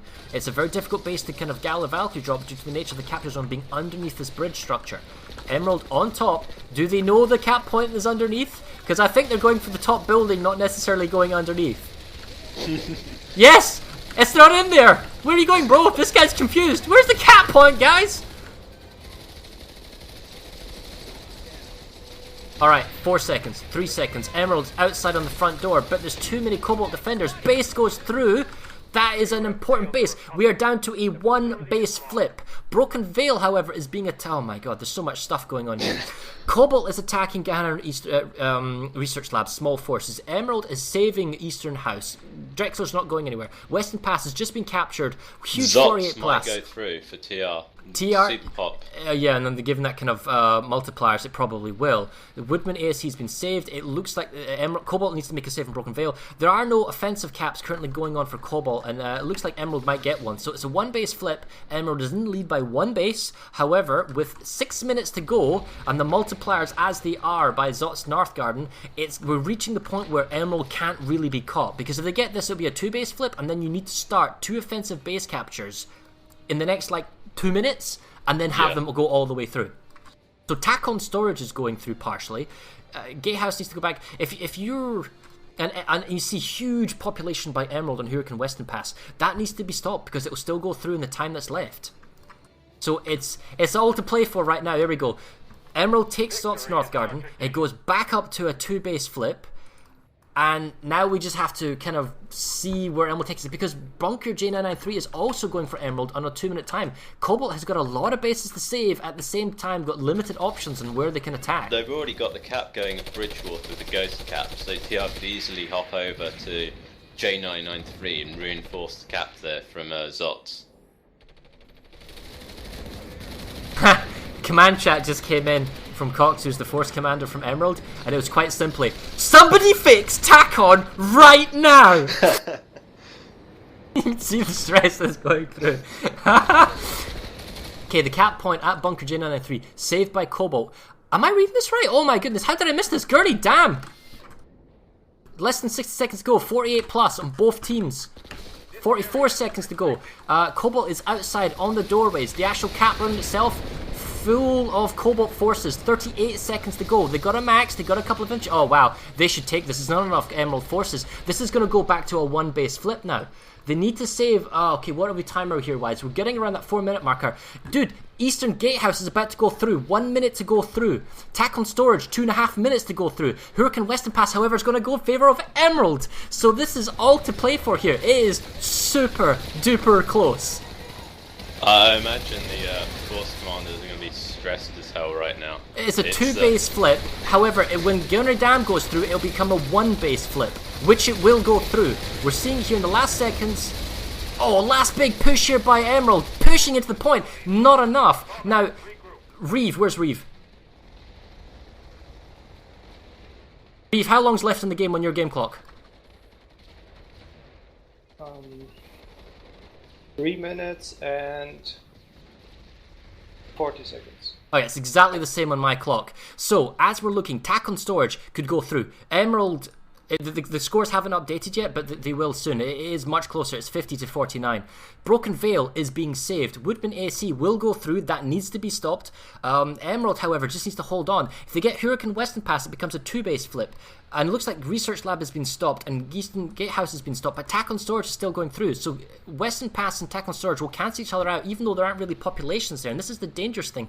Plus Gurney Dam will go through because the sheer volume of Emerald that's on this capture point. So Cobalt has got this down to 1 base, but they've got so much to do. And in 3 minutes, do they have an offensive base cap that's going on? And the answer is yes. Research Labs and Eastern Gatehouse, they need to dump their population there and flip those bases back. But at the same time, they need to do base saves everywhere else on their front line. I have to say I would not like to be the Force Commanders right now. It's chaos across the map. Triple Fury / Marauder. No, two Vulcan, 1 Marauder, Harasser in Gurney Dam. I don't see how Gurney Dam is going to be saved, not with those numbers. Hurricane Western Pass has been saved. Gunner Research and Eastern Gatehouse actually are not going to go through. I think we're at the tipping point now here where Emerald's going to win this. Even if all the bases are saved, it's not enough. Cobalt doesn't have a base cap that's going through. No, they don't. I think Emerald has won this in the last 2-3 minutes. This is how close it was. Bridgewater is still going through, and we're going to watch this for Emerald here.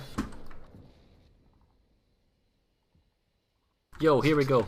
We're at Bridgewater. Actually, is it being saved? Yes, Cobalt's Air Force is here. They're smashing the Emerald guys on the ground. Looks like they're flipping the point. That might not go through. They're about 50-50 populations. Bunker J993 is stopped. Woodman ASC is ticking, but that will not go through. There's not enough time. Broken Veil will go through. That needs to be saved. Hurricane Western Pass has been saved. That won't go through. There's enough time. Gurney Dam will go through.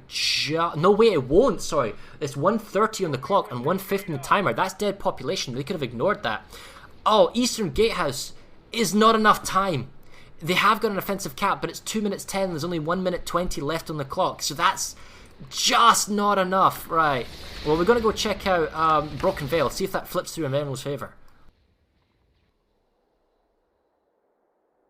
I think that as a Force commander, when it comes to the final closing moments of the game, 1 minute left in the match. I keep a watch with me to try and keep track, but it's very easy to become Cobalt makes the save by Broken Veil.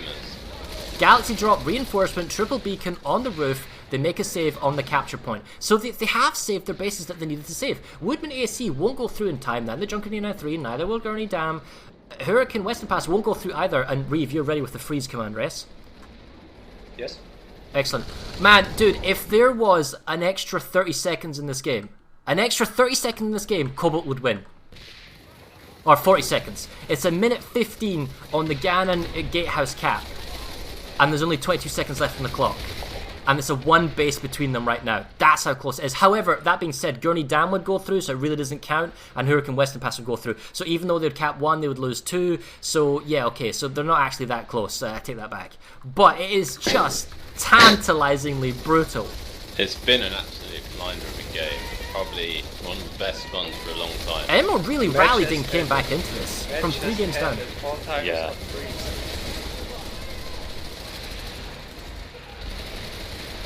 Well, there you go, guys. That is the final score. The final score is Emerald, Terran Republic, 50%. Cobalt, Vanu Sovereignty, 49%. Cobalt leading for the vast majority of the game. And then Emerald, I mean, Cobalt were, let's be clear here, 3 bases up. 3 bases up. And then Emerald rallies. And on their western flank, they're able to push the tech. They get Research Lab. They get the Gatehouse. They're able to push Hurricane Secure Storage. And, man, that was just astonishing to watch.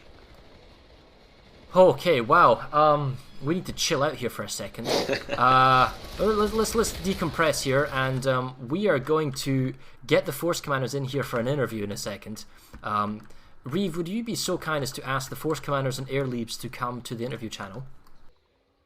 Of course. This is Reeve, your referee speaking. May the Force Commanders and Air Leads please come to the interview channel. Well, I'm sure Emerald is going to have a huge boner right now for winning. I mean, that was really fun to watch. And we need to ask how they felt the map balance was, how the air game was playing out. I mean, do you have anything that you saw in that game, or maybe Reeve, you want to chime in as well, that you saw that you feel that was kind of impressive or to see? I gotta say, I think the Cobalt Air, as I've said probably a few times in the stream, always seemed particularly effective. I didn't actually see a lot of the TR Air as well, but the Cobalt Air always seemed to show up when it was needed at the right time, provide that air-to-ground firepower. But no, it's just a fantastic game all round, really. I think Emerald probably had a few knocks to their confidence, like probably in the tournament and against the game against Briggs, so I'm sure they're going to be very happy. Alright. I'm going to head over to the warp gate from the victors. We'll just check that out. And if we drop down to the interview channel now, we can see our... I will also turn the TeamSpeak overlay on.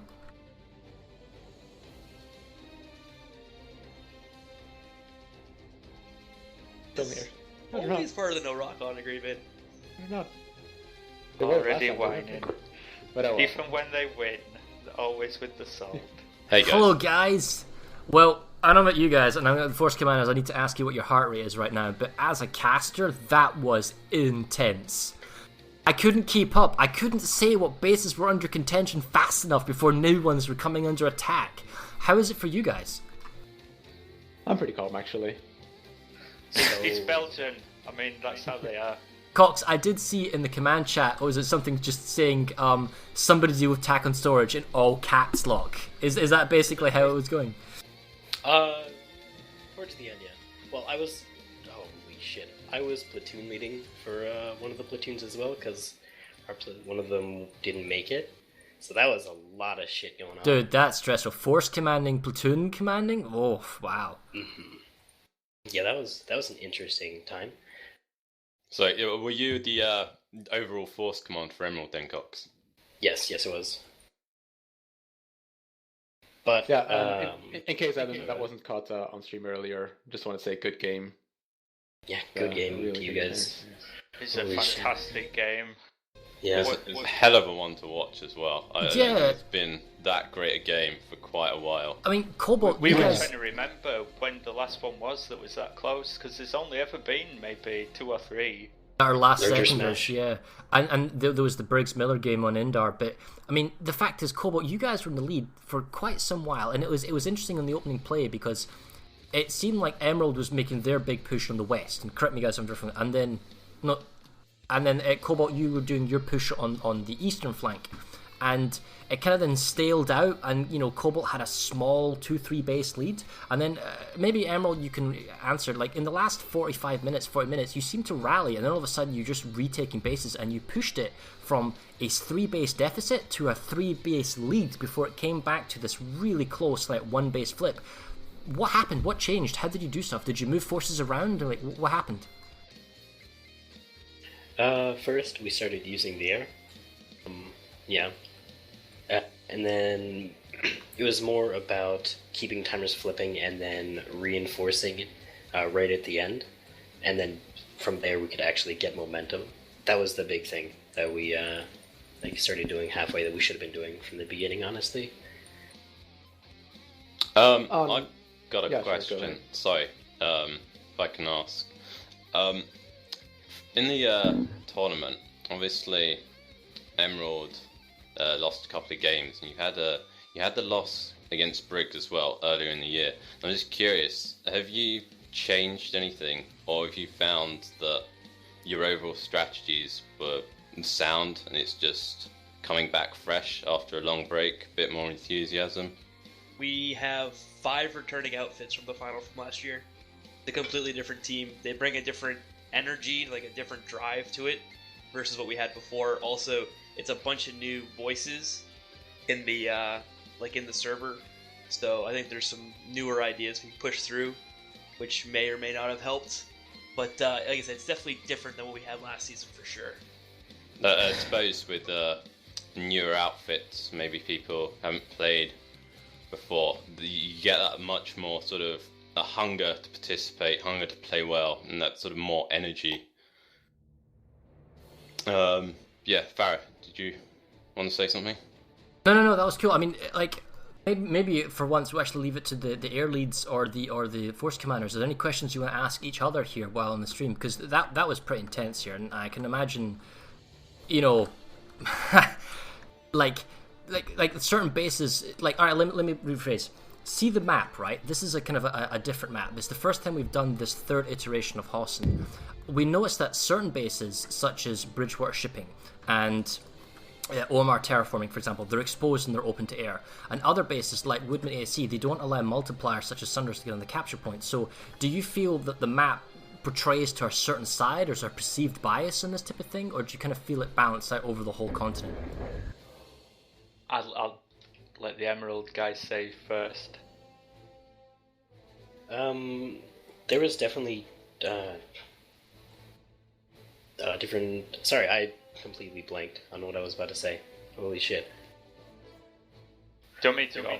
Yeah, me. Okay.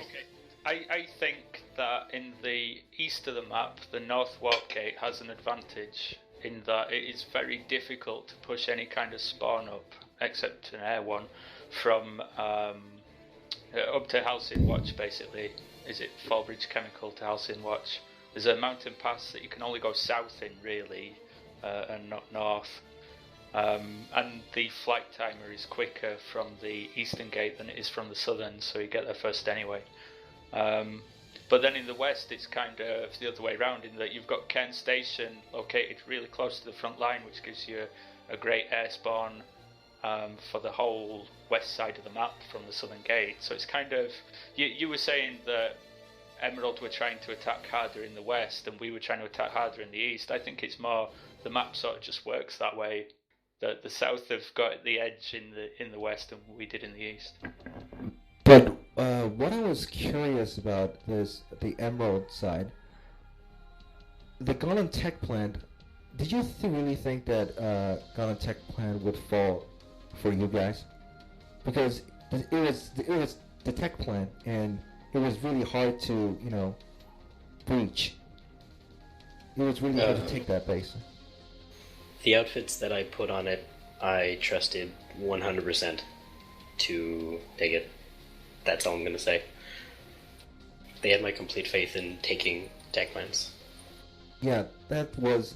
I think that taking that tech plant was the sledgehammer for all this match.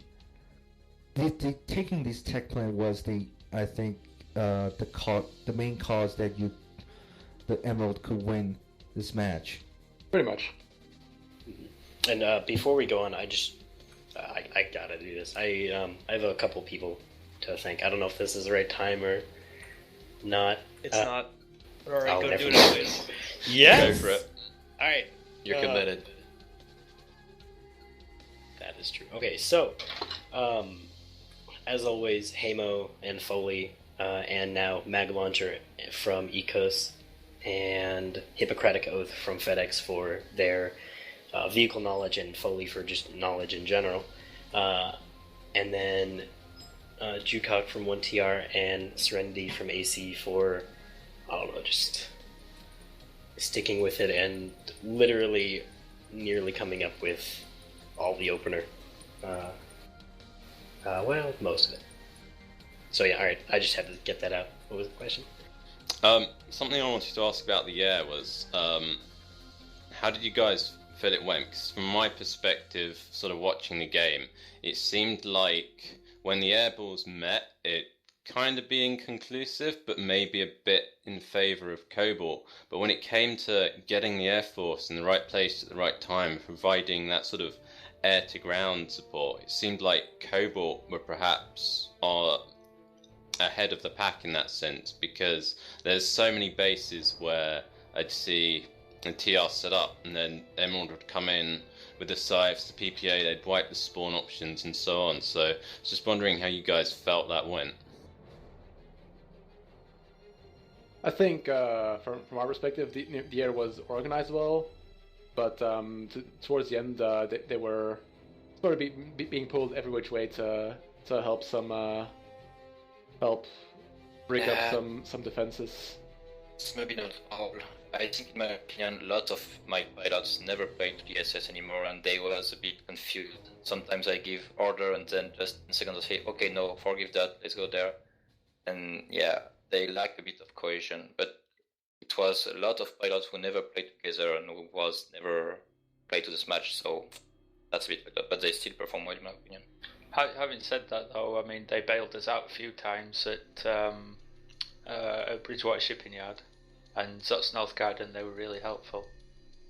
Yeah, I mean, I had direct comms could see with an air squad leader, not the whole platoon, but just one squad leader. And it's supporting us just when we needed it. So we tried to get the timing right in terms of air to ground, like bring it in at 2 minutes ish.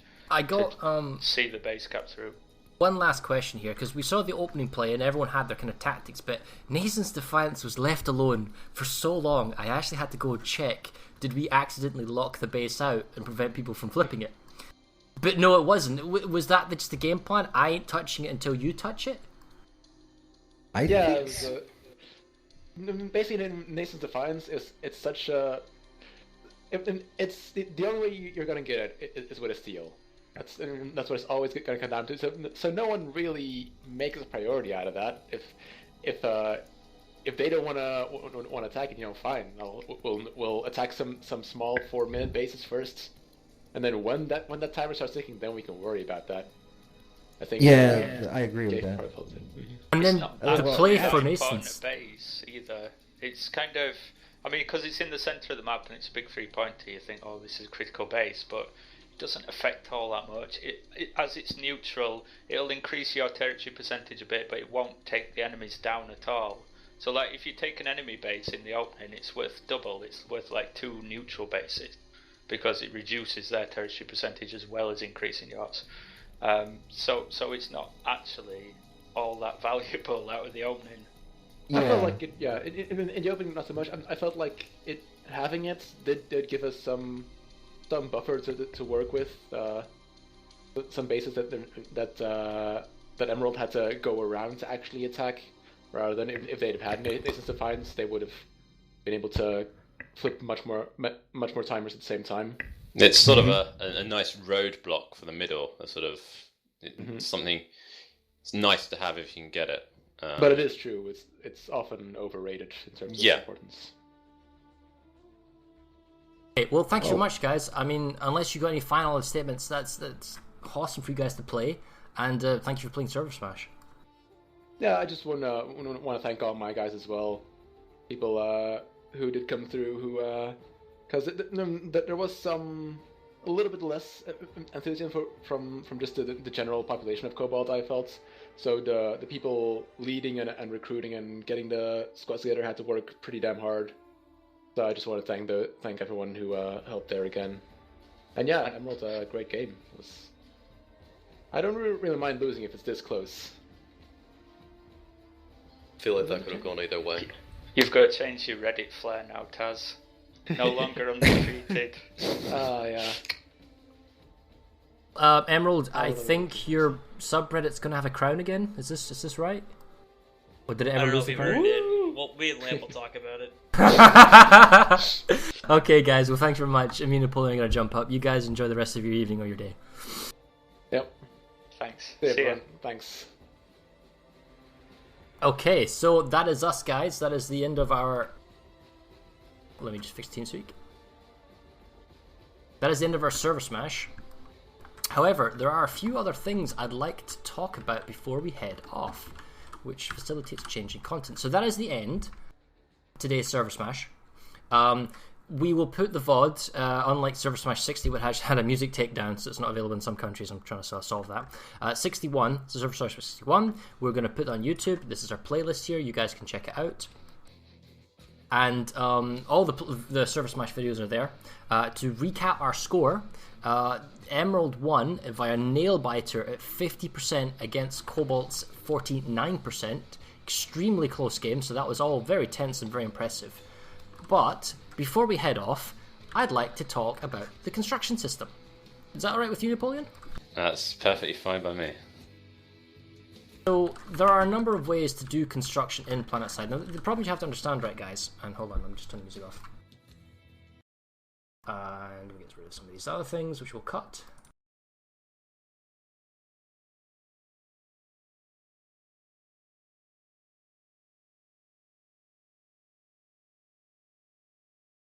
Okay, so here we go. We're gonna go have a look over here for a reason. Alright, here we go. So the fact is, if you're doing a ServerSmash, okay, and you're doing a construction system, if it was, say, on Hossin, there are a lot of areas in no deployment that you can't build. And if you're looking at a base that has... No, wow, they've rotated it. If you're looking at a base that has no deployment zones and where you can build stuff, a lot of the bases... you bypass them. Like if you build a base, you bypass it, okay?